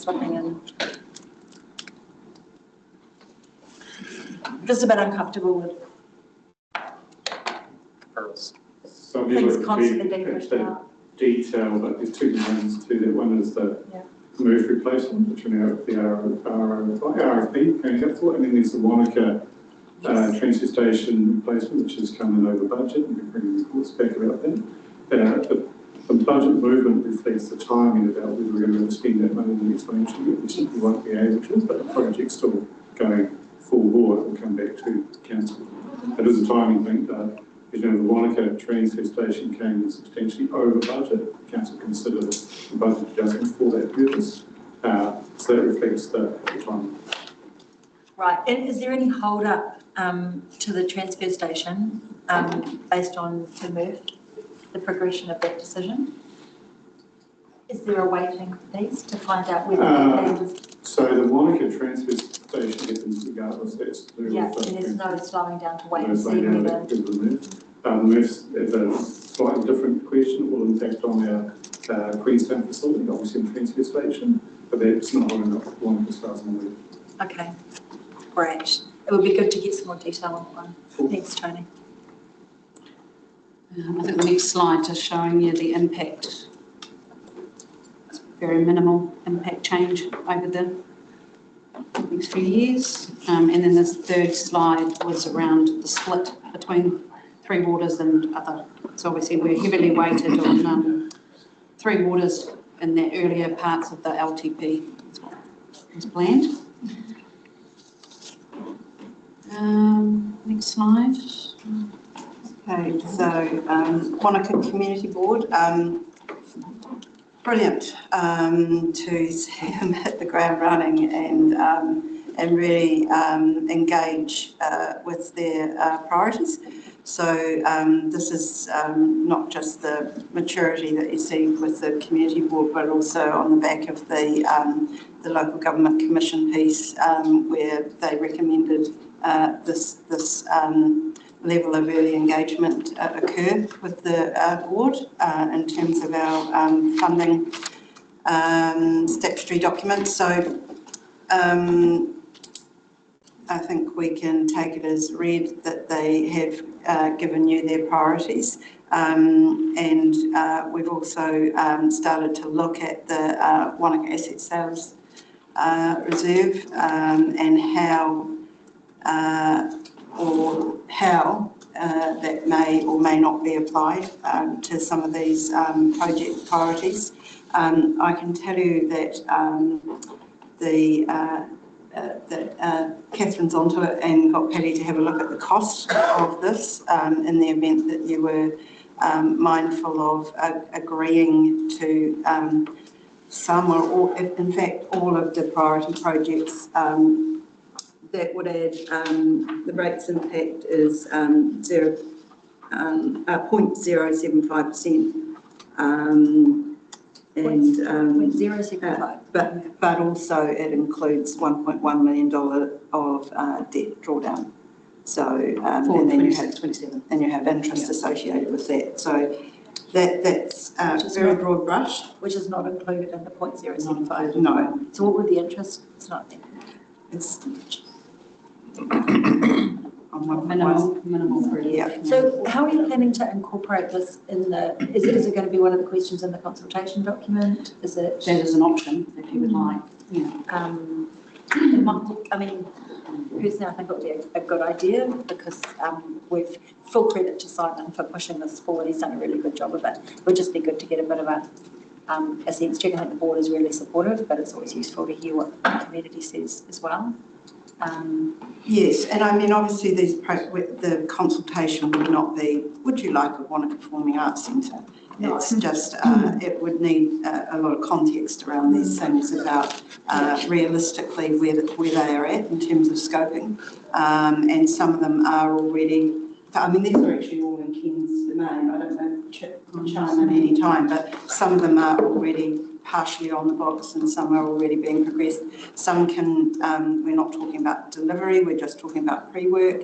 So you can see there, there's a reasonable outline of what could be anticipated and the cost associated, and where we may be able to partially offset some of that cost through the reserves sale fund. So on that point, you've got a figure of 0.075 in plus interest costs, but what are you assuming in terms of funding from the asset sales reserve? Good question. I'm just looking at the detail on that slide. Yeah, it says partially. Is that talking about using all Yes, of I it? think the community board didn't indicate, they just said that they would be interested in partially paying for it. We just didn't nail down how much they would. So I guess I'm wondering what your figures on how much does this cost depends on how much we spend of that fund. No, I think that's, if it was all rate funded, if there was no use of the reserve, it would be a rates fund of 0.75. Oh, really? Yeah. So just because of that year, 1 year. Okay. Yeah. I think we just got to also be mindful, I think as Megan has outlined, some of these are actually projects in our current LTP. So some of this is around work that's already planned or work that they want to add to, which is a very useful thing, or bring it forward in timing. There is always an opportunity cost. If you bring something forward, then something's going to have to be deferred. So I think that's an exercise that council will have to also go through, because we cannot deliver a program and then just add a whole lump of new projects on without that actually costing more in terms of having to resource it, having to defer project managers, engineers, community people. So I think there's always an on cost to any project, and I think just want to be mindful of that, and just want to make sure we don't create an expectation that we can put all that out and they all say, everyone says tick, tick, tick, yes, but actually that comes at no additional cost, because it will come at an additional operational cost. We can't look at the single year. We need to look at. No, and you'll also note that some of these are just for basically the signposting for the next LTP, and that's where the consultation will come into play. But I think that the design components, particularly bringing those forward so that we're better informed around the final costs and putting ourselves an opportunity to respond to changing environment in terms of costs or whatever. So yeah, just being able to progress those design phases often has a big advantage. You're right, as long as we can progress them fast enough for the cost not to become redundant and have to redo the exercise. So we do need to look at the longer term, I think, and whether it would fit into the LTP as it is now. I mean, I'm just mindful, I mean, from my own meeting with the Wanaka Performing Arts Trust, you know, they've done the feasibility, they've spent the 40,000, they're actually at a point of wanting to know, is there land available and what our ongoing support looks like before they do more money on feasibility. They're happy to go to the next stage, but I mean, Ken, you'll know that, you know, there's a conversation that needs to be had about, you know, at a very basic level, how do we enable that project to grow wings? And I think that's probably the key thing that needs to happen. And I think we'll see that with quite a few of these community groups. And I welcome the fact that you're collating this and to daylight it. But, you know, what our support looks like will be very different for some of these different projects. And, you know, my sense is from meeting with Olivia, you know, is that they just want to drive it, but they've got the energy, they've got the confidence, they know they'll sort of need to bring the community with them, but they need some fundamental decisions from us. And so that's probably the conversation that needs to be had. It is, but I think that again, there is quite a bit of, and we are, as you know, we're working with Olivia, and but there's a bigger conversation to have with the community around that. So with these builds, there's always the future operational costs and so on. So I think working with them to scope up a consultation piece with the wider community, and bear in mind this is a district-wide consult, so that's going to take time. And I think if we signpost in we can signpost in this AP consultation document that conversation is coming, and but I think there's a fair bit of work to be done. I realise they've done their feasibility work, and Olivia is not just Olivia, but there's a renewed figure now, and I think this is the board putting it back on our radar, but we haven't actually had a dedicated consult over this particular facility, and that would need to be done. So doing that and dovetailing that into the LTP is probably ideal timing. It will come around very quickly, and as you know, we'll be starting work on the LTP imminently. So won't feel like a pause button has been pressed. Chair, just your point in what Megan's covered off, we are working across the organisation to look at Arts Inc. With that item, and we're expected to have some sort of report that we need to bring back to the table in June, July probably, to inform that wider conversation as the Deputy Mayor's picked up on. There's been an ask around the planning and how we weave into that conversation with that site, with that initiative around the wine performing arts centre, but also in light of what we've got in current stock or plan for in the future. We cover the other areas and others around the wider centre. So we will need to bring something back to that conversation to report. Well, yeah, I think we need to just looking at the whole package, because that one's more of a would start behind the scenes. But for some of these ones where we're pushing and pulling funding and stuff, it would be really, I think we need to ask the question and make it a thing in the consultation document and understand the impact. And I quite like the way this is worded, because actually, it's saying we could do these things. Yeah, it's great. It's really empowering. It's that is the tone we can take with the consultation. We can put the cost. We can break it out a little bit more than the total, and then have a conversation. And it will need the context that we've just tried to give you around what's already in train, what's already funded, and so on. So if that's what you would like us to pick up for the consultation document and the AP, we can do that. And look, we can have a crack at drafting something that we think reflects what the conversation we're having today, and then you get to review that again. Yeah, because we're starting from where we're at now, so it would need to be added in. So would you put it into the budgets? So I'm just thinking, or would it be an add-on? Because that's always bad marketing if you go, well, this is where we're at, but we're going to, if you want this, it's going to up your rates by I think there's too many options. So, do you fund it through rates? Do you fund it through the reserve? Do you fund it regionally? Do you fund it more? Do you debt? Right. So debt, there's too many options to put it in the budget. Okay. Yeah. But I think have a genuine conversation about what the potential addition to rates would look like. And what you really want to hear is, does the community support this and their views? So we can weave this into something that is a good conversation. Just thinking in the wider context, it can't be McDonald's speak, and would you like fries with that? That would not work. No. It's got to be the actual, the consequences of it and the benefits. We got into trouble last time, and there was obviously a lot of desire for this, but we were told there couldn't be a place for it in the LTP because it hadn't been fleshed out. Now, like I said, we run into this catch-22 that unless we flesh something out, we can't. But unless we've got a placeholder for it, they don't have the confidence to do the work. So we're sort of in this.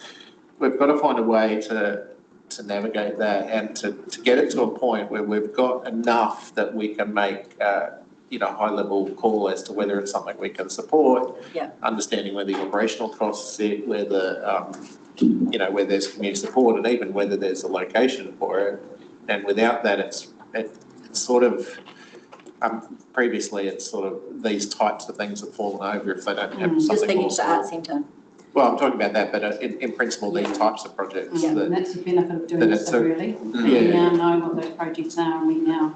Yeah, and I just wanted to point out that the lakefront development plan and stuff, I mean, we started, with $6 million over 5 stages, and we're now at stage, but one thing that's really clear is that early design and scoping really adds a lot, and that allows us to find the right place in the program to deliver it. So, well, that is, or stage it. Yeah. Everything is subject to, full project management and scoping comes first. So I just wanted to ask Ken, guys, do you have comments to make? Because I don't know if you've gone through this, and you have, and have you contributed, and where it says scoping, that's because you've said that's where it needs to be. Correct.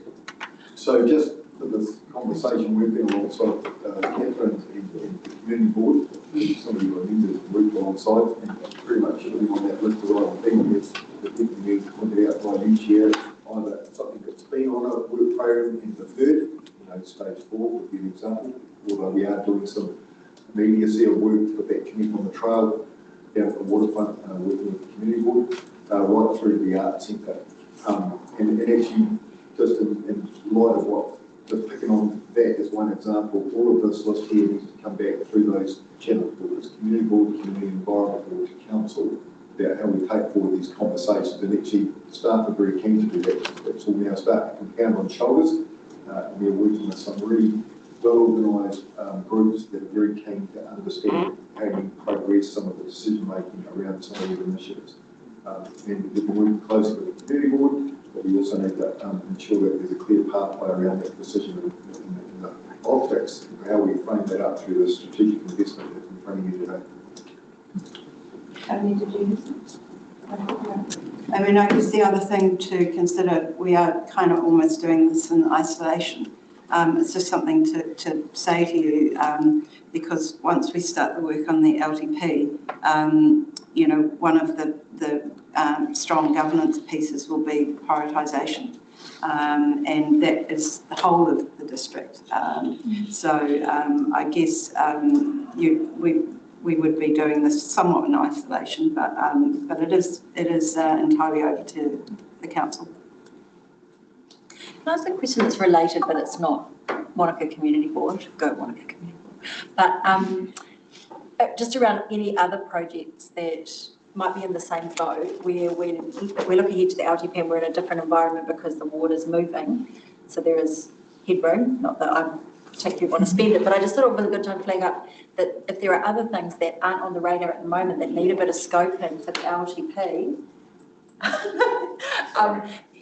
how do we have that conversation about putting enough funding in the annual plan to scope those projects rather than missing them in this cycle?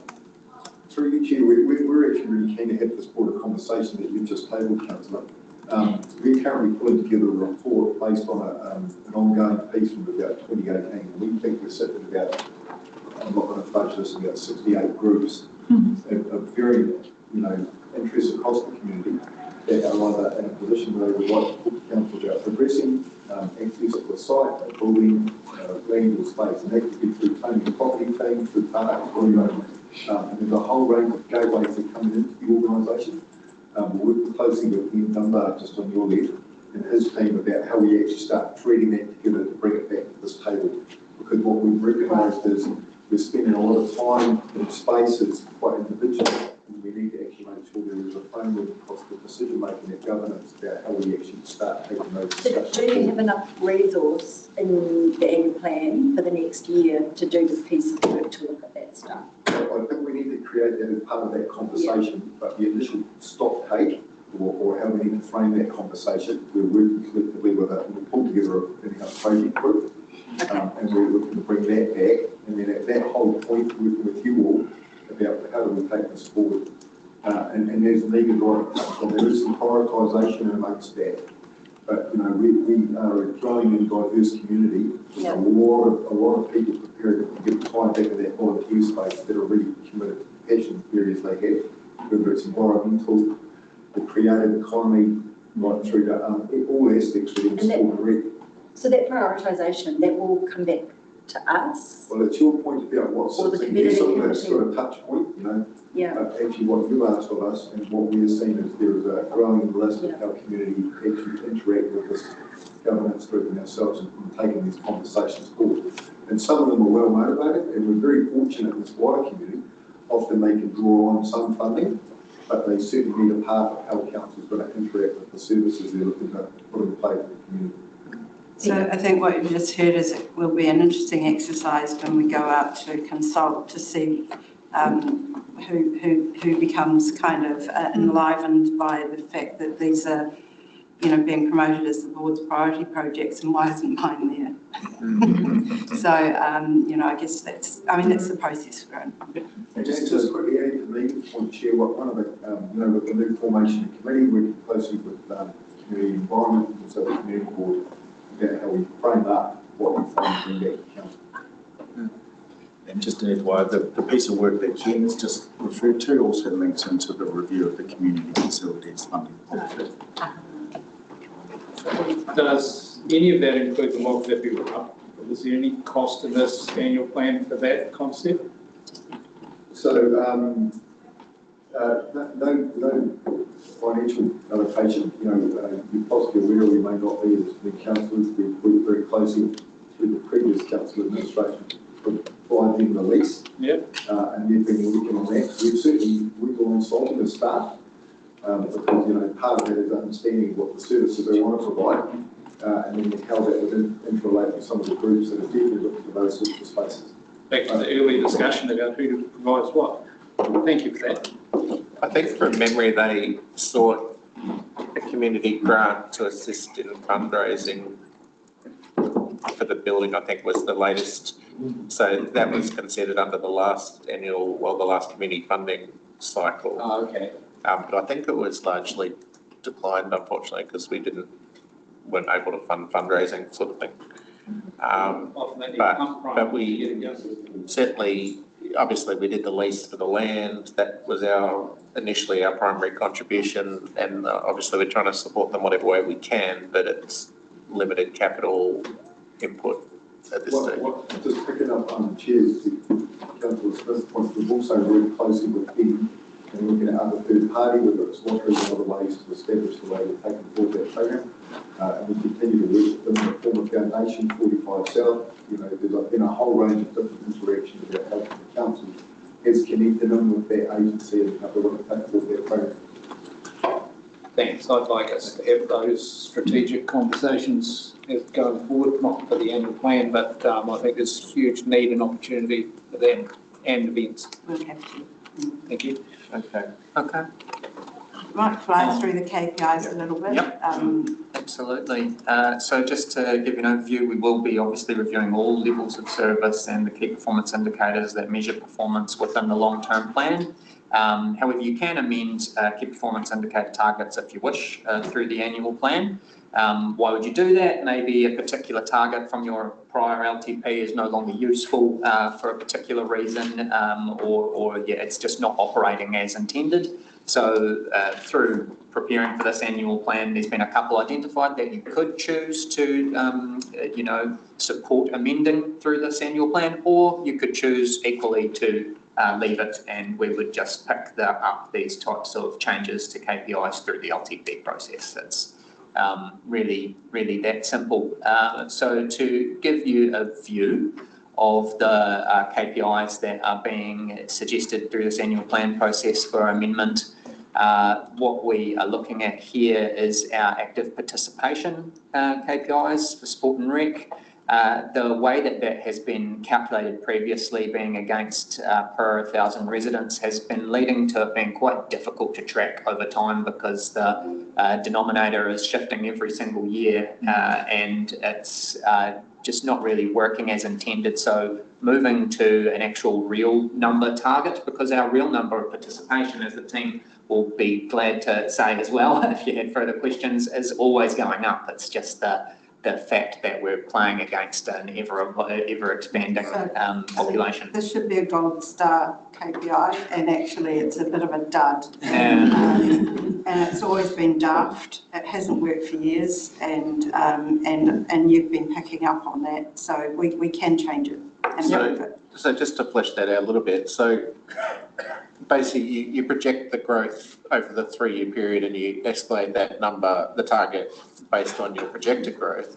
But what happens if the projected is up to 3 years is substantially different to the actual, and that impacts your data? So you could do that by basically using a rolling projection.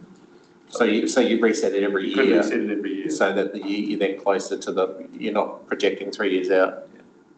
Okay. You could put a 3-year projection and then amend it annually depending on basic growth. The point being we can resolve it on each annual plan cycle in order to have a more accurate projection. Yeah. How does changing this KPI lead to the objective of shifting people to use facilities off peak or on peak? Because that's one of the points, the reason why we change it. Hi, John, Alex, and basically, changing the target doesn't necessarily change people's behaviour, but what does is what we've implemented to try and drive the behaviour. So things like our off-peak memberships.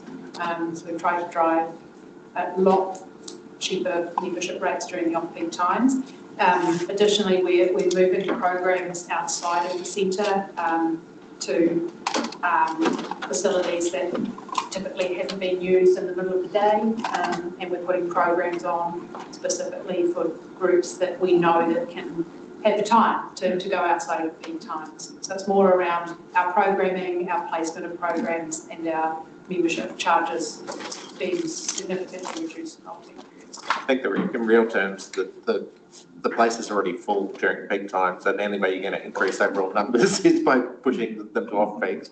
I imagine pickleball's probably increased your during the days, but participation numbers. Absolutely. Through the chair, in the previous LTP, we actually had an off-peak and on-peak charging regime. What we actually found when we really had a really good look at it is it didn't change people's behaviour. They just paid more to be able to go on those peak times. So as Alex quite rightly said, we are very much looking at how we drive that off-peak usage, knowing that our facilities are capacity. As we've just talked about before, our community facilities are, really full at peak times. And so we are at that stage where actually we get more facilities to be able to actually cope with those levels, as well as also fill up the daytime where we can with those types of groups that use those sort of shift workers or beneficiaries or kids or whatever it is that they may use. Okay. Small question about the denominator that you referred to, the changing population. And maybe this is a question for another time, but do we have an idea what our population is on a, let's just say on a bi-weekly basis, on a daily basis, January 15th versus January 30th versus February 15th? Because everything that we're doing is we're referring to peaks, off peaks, what have you. And of course, it's an inaccurate thing in dart throwing. Do we have that anywhere, or have we ever tried to draw a curve? So we don't have we couldn't give it to you day by day, but we do have over the course of we have annualised figures, and we do measure not only our usually resident population, but also our visitor population. So we can tell that on a sort of an annualised basis. But then, of course, you've got the annual change in growth. So one of the things that we have, which is quite unique as a district, is most of our growth is migration driven. So we have a lot of migration, a lot more inward migration than most councils have. And we only can capture that as it's provided to us by Stamp New Zealand. You mean we don't have a high birth rate? Well, we actually also have a high birth rate. That's the other compounding factor. We have a high birth rate because we're a young population. Unfortunately, well, this sounds terrible. I mean to be terrible. I'm sure Guy won't report it, but we export a lot of old people because of the health facilities. People choose to leave. Yeah. So we do actually have quite a high reproduction rate vis-a-vis the rest of the country. We're not the youngest community in the country. That's, I think, Hamilton is. So if you want to compare us, we're not the Tron, but we also have a very high inward migration rate. Just in terms of, I don't want to go down rabbit hole stuff, but just in terms of visitor numbers, do we track, do we have general, we know what airport arrivals are. We do. Do we track vehicles going over the Crown Range, vehicles coming up the gorge? Do we have, can we throw a dart on a daily basis on January 15th? We think the population is this. We can look at things like, we have a few peak days, but we wouldn't do that on every day of the year. Yeah. We also know that we do, along with DQ, look at what is you can use the airport numbers, and they've often been a proxy because they're a general percentage of the numbers coming in. And I think that traditionally, and I'll get it wrong, I'm sure, they used to be about 30% of our inbound tourists came by air. I think that's now crept up to around 40% of our inward numbers are by air. So to the extent that we can model, we do model, and we model alongside DQ and NZ stats. And there's been a bunch of other things we've done over the years, like the curious data and the cell phone. Yeah, we've tried a number of those. So which are all relative measures of the scale. It doesn't account for every single person, but it gives you a pretty good indication of the scale of demand in the district. And the other thing is probably, and it's again a curious one, some of our visitors are also our residents. Because when you have the shift in the December or January months, you've got lots of people coming in from Auckland, you've got lots of people, they're not visitors, they're residents, they're coming to their holiday homes here. So we never have a perfect view of what the real split Well, is. they're ratepayers, and what's interesting is it's an interesting dynamic. We have to intrimacy Michelle with the and back. Bedford, I'm sure it would be. About to. Michelle said that. I was just going to tag in. Actually, most of the points you've covered from Quentin and Mike were the points I was going to cover. But just in addition to that, there's a whole layer of information and data that used to be provided from the central government perspective. That stopped, and that's created huge problems for data generation, particularly in that tourism space, which is something we're working on. So there we pull all those sources together, and we can do sort of targeted analyses. But generally, our base level data around peak and average days and visitor numbers and resident numbers are all just encapsulated in our data that's kept on the website. I think, am I correct in understanding that what we get out of the cell phone data isn't what it used to be either? No. No, because there have been privacy issues or something that have restricted that. John. Thanks, Michelle. That's helpful. I had this conversation with Richard Thomas the other day, talking about what is DQ using to inform, sort of in a tactical and somewhat strategic sense, what are the numbers? And he had a chat with Matt. It is something that DQ want to improve. I think we need to be able to have some of that more at our fingertips. And Richard Thomas also mentioned that same issue, that MV had funding to their part of their organisation that collected some of that intelligence about particularly visitors and expenditure where they spend the money outside of the district, but it's the services here that doesn't get picked up by FPOS. So I think for us as an organisation, and it might have annual plan connotations, I'm not sure, but how do we do that stuff? If we don't understand what's happening in our community and our economy, how can we effectively manage and govern aspects of that? And I think, there's opportunities for us to do that. Thanks. Mindful of time, thank you. But data is everything. And actually looking at the slide here on our waste, I think if you wanted a weekly measure of the level of activity in the town, you'd actually total up the waste that goes to the transfer station, because that's probably going to give you the most direct correlation with what's happening in the town is actually what's going in the bin. Just the sewage treatment plants. Yeah. So I mean, there's quite a few metrics that we could use. But anyway, do you want to talk about, because we are going to be short on time. Thank you very much. And so to speak to the KPI change proposed for this one here, it is related to curbside organics being pushed out by a year, as well as updated population figures and a strong level of attainment on diversion percentages around 16.5%. That's combined to have adjusted targets proposed for our total waste diverted from landfill and sent to landfill measures for year 3, and they're shown as they change from the box up the top. Reliance on other councils for service in this place. this is an interesting one. I understand the other one because it's sort of a change in the way you're doing the measure. This is a drop in service. And obviously they were going to be paying for that service and now they're not. Mm-hmm. So there's maybe some justification for changing the measure. I'm just wary that you make a plan and you change the lever to suit what you can deliver. That's not kind of the point. The point is to have the measure. If we don't deliver, it needs to be glaringly obvious that we're not.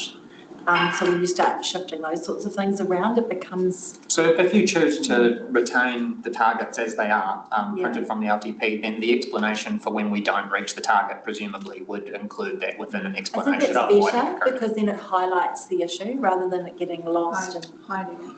Yep, hiding it. And it looks we like have to anyway in the annual report, so that's fine. Yeah. Personally, I would be happy with the changing the other one, but not with this one. Yeah. Okay.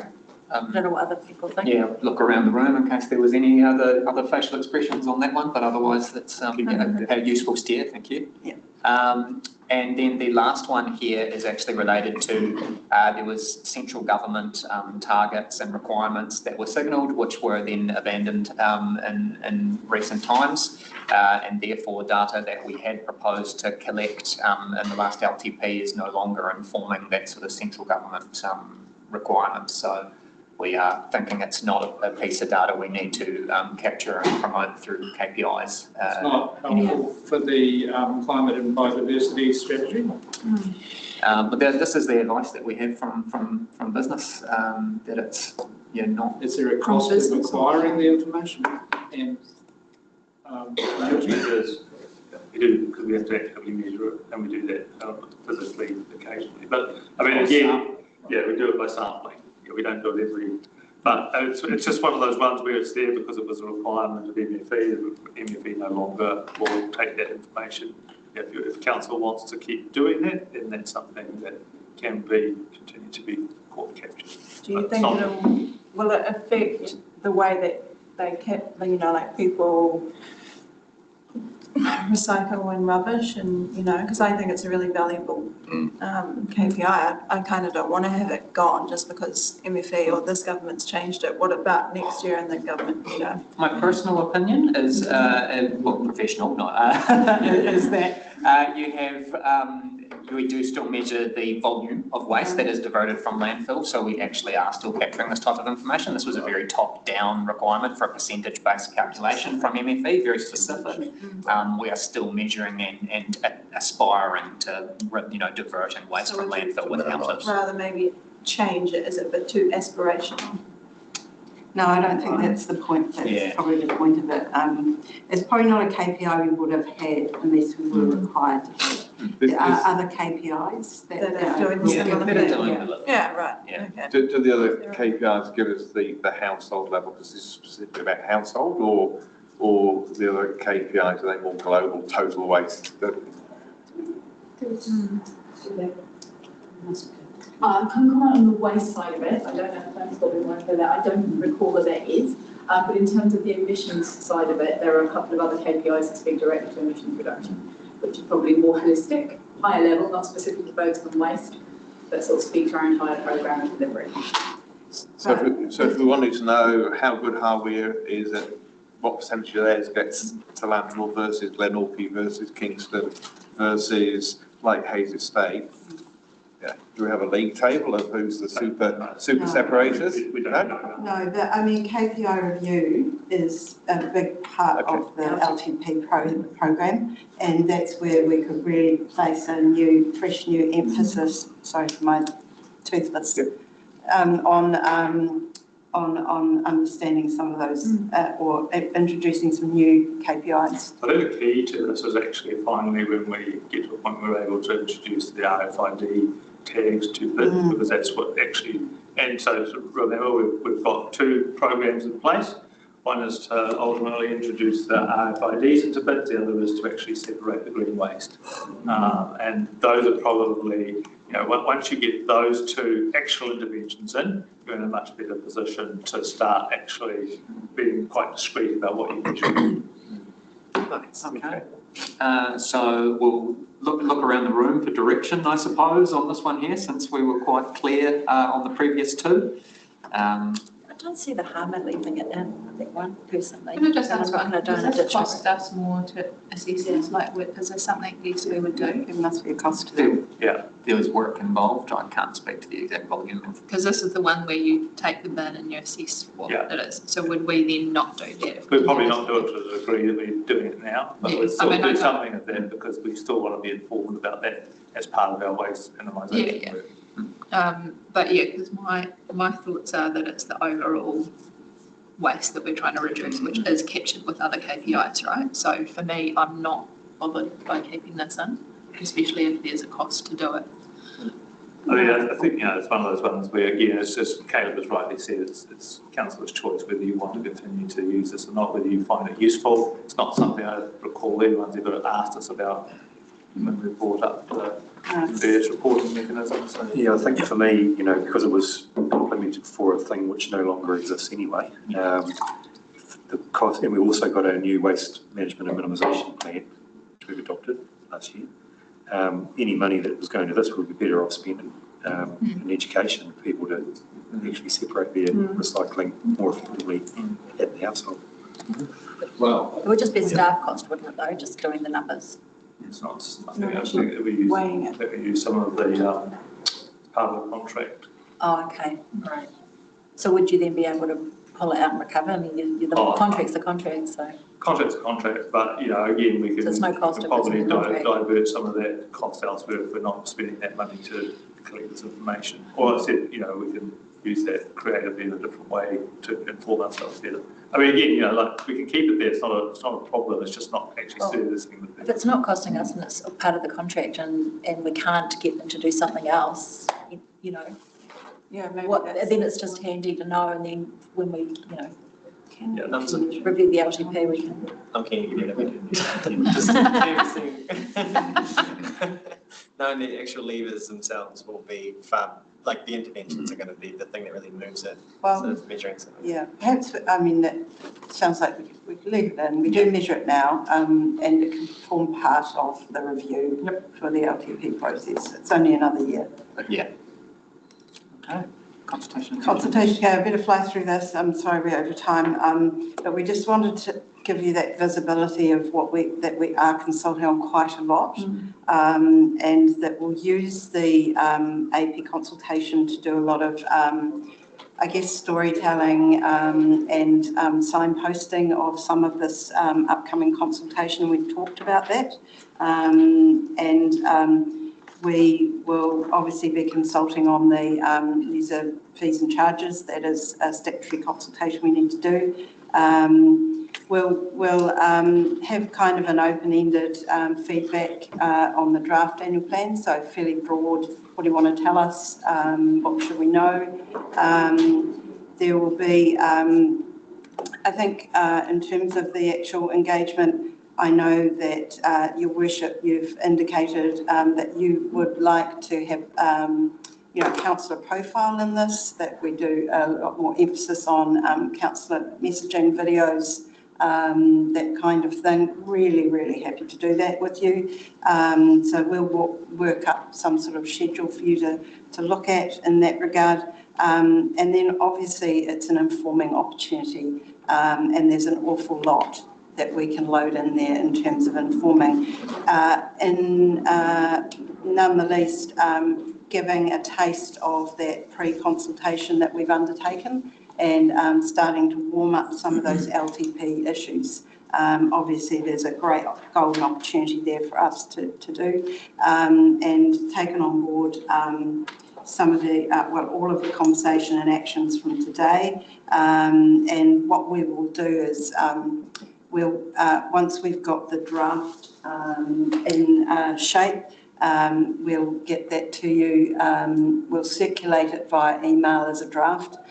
We're actually now starting to be on a time kind of constraint. Hopefully we have picked up today on the key things that you have highlighted for us, but it's always good to see that back in a really accessible form to see if it's actually the conversation you really meant to have or if we've missed anything. So you'll get that opportunity, and we'll rock on with drawing up the draft AP itself.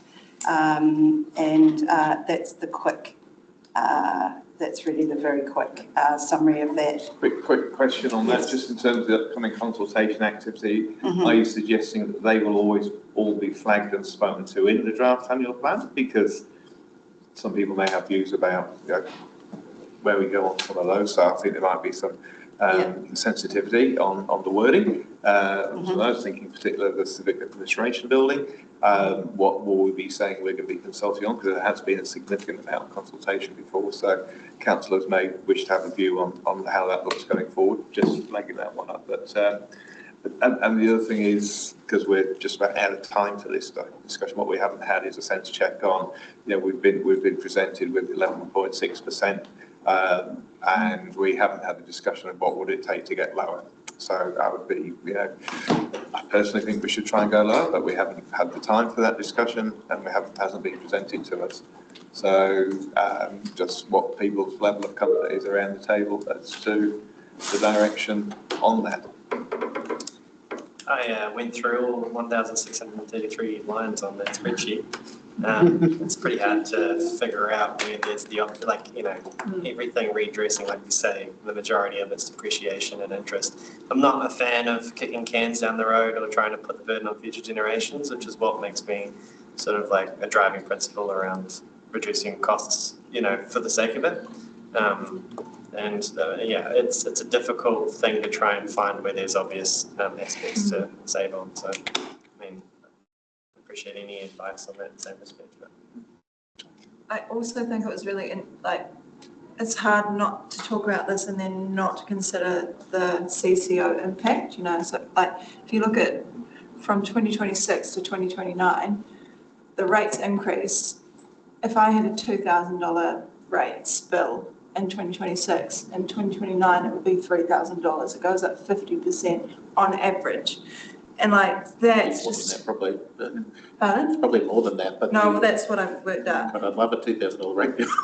And so yeah, I know. But like, so yeah, I am the same. I'm like, I know, and I actually think you get really good value for money. So I'm not saying we shouldn't do it, and it's just, I think it becomes about that communication piece, and just, I don't know, like we've got to try and advocate. Luckily, that's what we're doing next. That unfortunately we haven't maybe spent enough in the past because we have kept it too low historically. Who knows how long for? And that it's all just coming now. Like, it's just unfortunate, isn't it? But the reality is, for a lot of people, is that it's going to be so much money for them. And so, yeah, I think we have to be empathetic and acknowledge that we are putting it up substantially in 4 years. David? Yeah, I think for me, I mean, this is the third year of a long-term plan, which, having been involved in that, a lot of work went into a bare bones program to get it to what it is anyway. And then for this year, it started off much higher again. A lot of work's gone in to get it back down to what was signalled in that long-term plan. So I'm just concerned if you try and make it any less than that again, you're taking away things that people were able to lose. We often, at the very end of these processes, we often get a bit of a bump, a bit of a saving, because growth has been greater than we anticipated, or we've got some, I don't know. There's always, usually we gain a late saving. Is that, are we anticipating that? It always feels good, but it's until we strike the rate, we don't know. You don't know. Yeah, what the units are that we're dividing it by. So but generally we do. Be on the conservative side, so it's slightly positive. Yeah. So is it realistic? I don't want to preempt it, but could we see a 1.5% saving just on the back of growth? Well, I think last year, I think we indicated in the workshop we've done previously, we had budgeted for a 3.5% growth, and we ended up with a 4.4. So we did have an upswing. An upswing last year. Yeah. So it's a risk. It's always a risk, and it's always a dark art for the former finance general manager. But he always erred on the side of caution, I guess. But that's just being fiscally responsible, I suppose. And you do make me think, actually, Nicola, we probably do need in the consultation document some really clear context around what the community can anticipate with the introduction of the water CCO. And actually, I think I picked up that you're suggesting that our rates just continue. Well, no, they don't. They're like, it's like 11, 8, 11. What was 13? So in the long-term plan, that's what it was planned. And then it starts to, it drops right away. Yeah. So actually, ironically, the capping, we would have been in that position anyway. So it does drop away, and that's probably something we need to be able to tell a story about as well. John? Hold on. Thanks, John.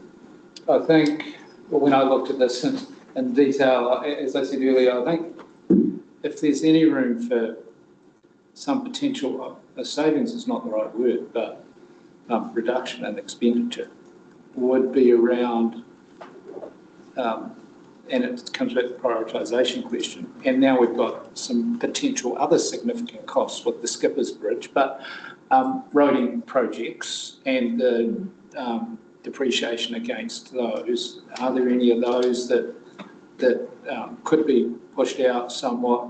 I certainly hear what Gavin's saying. There's been really big efforts to make savings and reduce expenditure over the last few years. But I think if we can reasonably get this down into single figures, I'd be really happy. But whether it's achievable or not, I don't know. But I think we need to make the effort to do so. But in communication, make it very clear that much of the increased rates that our ratepayers are going to have to cover is due to changes in central government policy and the reforms, and not the least the water reforms, which mean that we're having to. Now that doesn't have a huge impact at the moment because it's borrowing, but these are, and reduction in income and revenue, as we talked about earlier. That's the context that we're in. And what we need to be doing is being much more effective in having growth paying for the growth, the costs of growth. I think, well, from the organisational perspective, an awful lot of work has gone in to get to this point. Remember, we started at 19.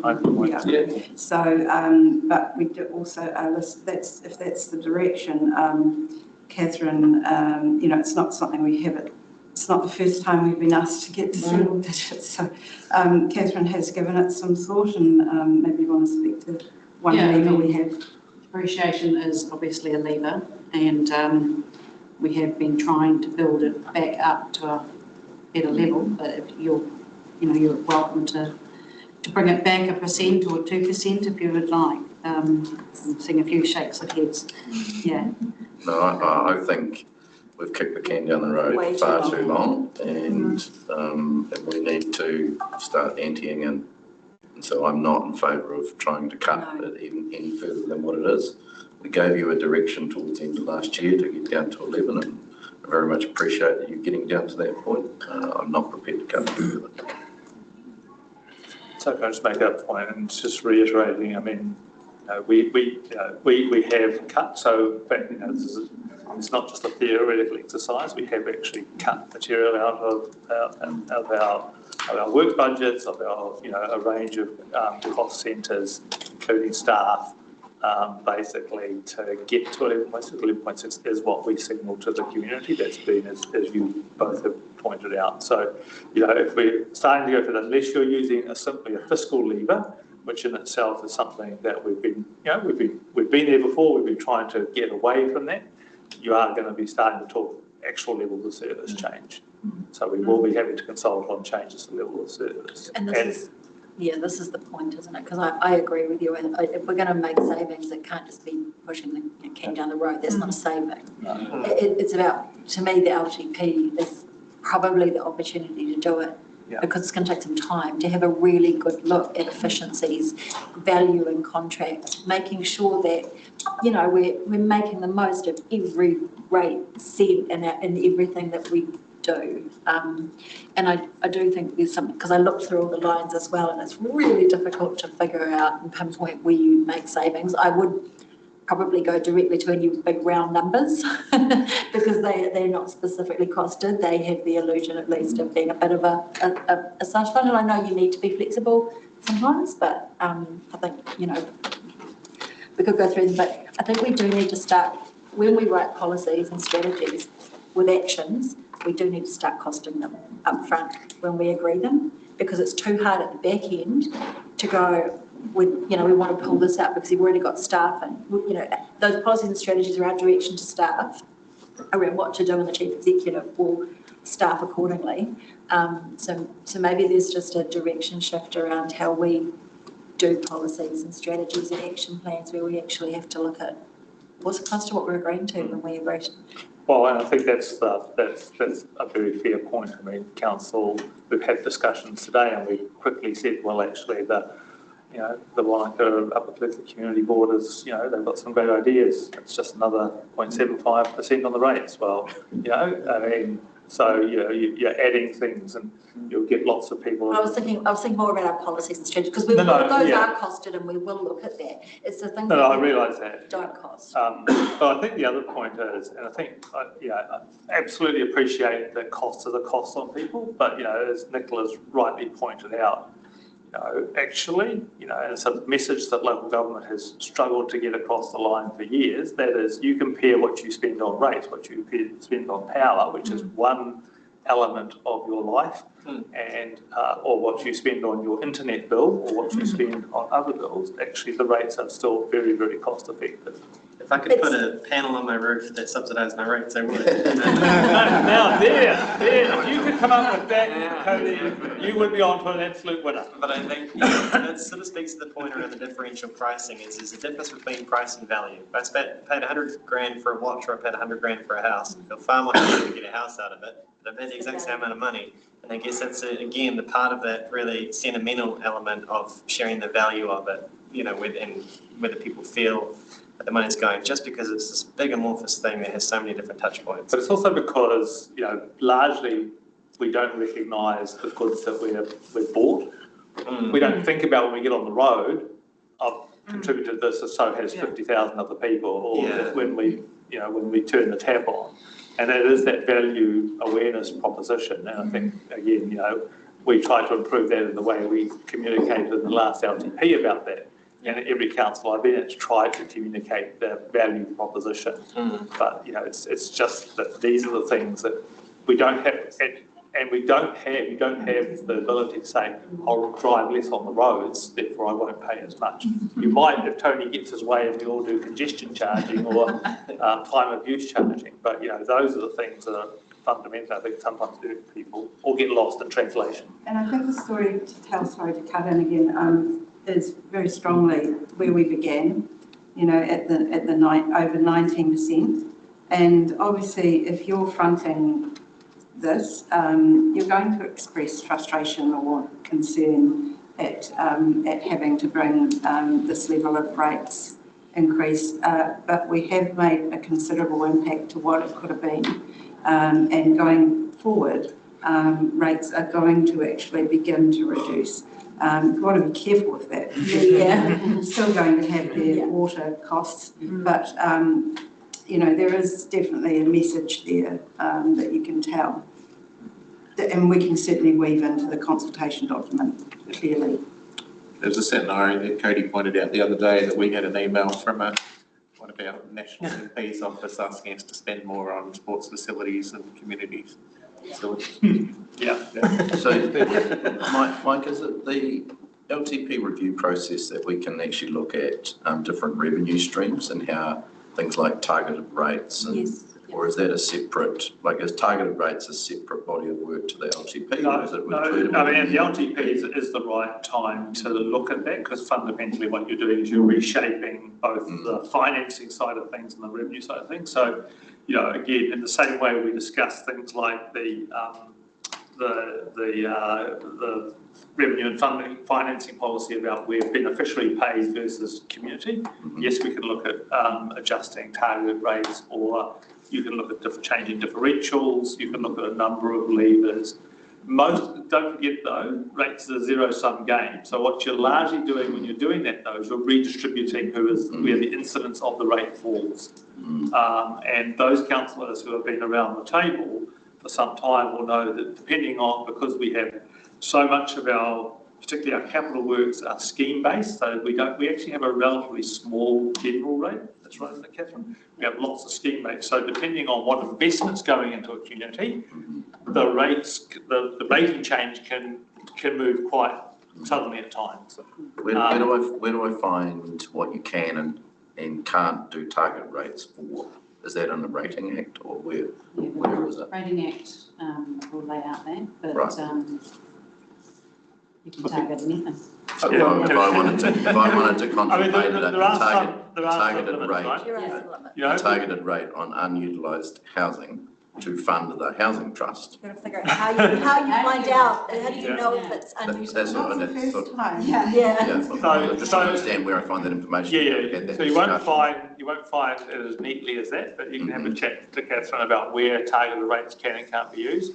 The other one, of course, are uniform annual general charges, which we also use a lot, but there are caps in the legislation about how much. And I think we're pretty close to the caps on what our UAGCs can be. Right. And one of the things with UAGCs, they are regressive because you charge the same for everybody, and they don't vary with capital value or land value or anything. One thing we discovered too, I can't remember what topic it was on, but when we started looking at targeted rates for different things, that the cost of administrating them is actually quite high, isn't it? The cost of it, and I think we worked out that it was somewhere in the order of $15 to $20 million of capital that was actually necessary to justify a targeted rate in terms of the. I could be making that up, but it felt like that it was it required something reasonably meaty to justify to be cost effective way to recover it, because otherwise spreading it sort of. There's a certain efficiency around simply, spreading, but, because we have got a long history of scheme-based rating, and it is something that the council has in the past. We've done some consultation on moving away from some of that, particularly in the sort of the capital space for small communities where the cost of putting in new infrastructure becomes disproportionately high based on the population. Whereas if you spread that over a ward or you spread it over the district, sometimes that's sometimes it's a fairer way because it's the cost is minimal at a district level. So there's what you can do, there's the cost efficiency of it, but then there's the perceived equity of it as well that you need to draw into consideration. Cool. So I really like what the questions you're asking, Steve. And this isn't necessarily a zero-sum game if we're looking to increasing expenditure in activities or infrastructure that our communities and our economy need, like more affordable housing. How is that done? And what are the mechanisms available? This is, I think, in that bigger question, that's where the regional deal conversation comes in. There's got to be mechanisms there for us or others involved, stakeholders, to be able to invest in those parts of our economy. I think it's crucial. We need to look at that. And there are examples around where it's been tried, but, different targeted rates, like Christchurch recently, on empty properties but not developed with people not in them. So I'd like to see, to inform that conversation, some good work done by staff to be able to provide some of that, that background, because a lot of work's been done over the last few years here anyway, particularly around the inclusionary zoning stuff. So I think we've had a really good conversation about our long-term plan for each program. Before we go there, if you don't mind, rates is a zero-sum game. You work out what you need to cost, and it's how it's spread across the community. Yeah. So that's the zero. What you're talking about is where the councils or communities can generate income beyond the rating base. Now, we have one asset that generates income beyond our rating base, and that is our airport, and we use that to pay down debt. We've done that for decades. And so we've had a very disciplined way of using that extraneous income. Unless there's but we we're not like Christchurch, we don't have 7 or 8 trading companies that earn them income. We don't have massive port shares like the ORC does. So we have a limited ability. It's a bit like minerals. We don't have an extractive source of income that allows us to act in a discretionary way. So everything you do and every investment you make has to be paid for by somebody. And that's then when you get into who's paying, targeted rates, general rates, UAGCs, or how much is being paid. And that's the revenue and financing policy against the beneficiaries, the private contribution versus the community paying. So, you know, it's complex, but it's actually also relatively simple, unfortunately. Thank you. And finally, I think it's important to just revisit that the consultation is the chance for you to hear from the community, and you still have the deliberation process. If you hear this kind of overwhelming outcry of this is outrageous and we can't afford this, you're going to need to look at this again, you do have that opportunity. But it's quite interesting. We have always thought, even when the rates have been actually higher than anyone is comfortable with, that we would hear that overwhelming outcry, and we haven't. And it's quite, and people instead ask for more things. So it's quite interesting, and this might be the year that it's different. But yeah, just to reiterate, you have still got that opportunity to rein it in. Catherine's offered you a back pocket solution there that some don't find to be desirable, but it's still an opportunity to have a further conversation. Is there any sector that's any sector that's likely to suffer more this year? I know that and I know they're on the back of revaluations and stuff too, but there were rural residential and things like that suffered particularly high rates increases because of, I just was interested to know if there anything you're aware of that's likely to... Nothing's coming through from QV to indicate a change in percentage or the Kingston rates aren't kicking in or something this year, or the Cardrona water scale. I don't know. I'm just trying to think. Cardrona is a relatively mature standing space. If we start in Kingston, yes, there will be a significant shift in Kingston. The Hawea ones have already been imposed. So they'll continue to flow through. I'm not sure that we've got any new massive capital works that are not district based that are going to hit. But you know, again, what we don't know. And actually, I was speaking to somebody just yesterday around what is happening to values in the district. There's quite a strong push, particularly to see some lift in land values because of the changes to the international investment requirements. So if you're investing in properties above 5 million, now it's open to a much broader part of the community. That will, in this district, will create quite a push in value because that's where there's a very strong emerging market. I don't know, Stephen, you see any of that at this point, but. No, so you put it up to 5. Well, yeah, that's the sort of scuttlebutt out there that's starting to emerge as a possibility. Mine's a total, it's a shift, it's about the consultation documents. Okay, well, I'm keen, very quickly, I'm looking at the annual plan now and it's got a contents, but you can't link through. It's a very long document, so if you're going to scroll through, and I just wondered if we could make it really easy, and is it hyperlinking or whatever, the contents page, so that you can instantly go there? And if when we do the consultation document itself, if it's helpful for people when they're answering a question or something to have the more complex information in front of them. If there's a way, and I don't know if there is, to link from the consultation document back to the relevant part definitely of the long document. Thank you. Awesome. Thank you, everyone. That was we could spend all day and longer, but I mean it's really important that we do so. We get that considered discussion. So we're going to wait to see what comes back, and then we'll have them all. I'm mindful of the fact we're running about 20 minutes late, and some of us got a hard stop at 1 o'clock. So we're just going to pause the recording now. We're going to have a break, and then we're going to go on to the advocacy part.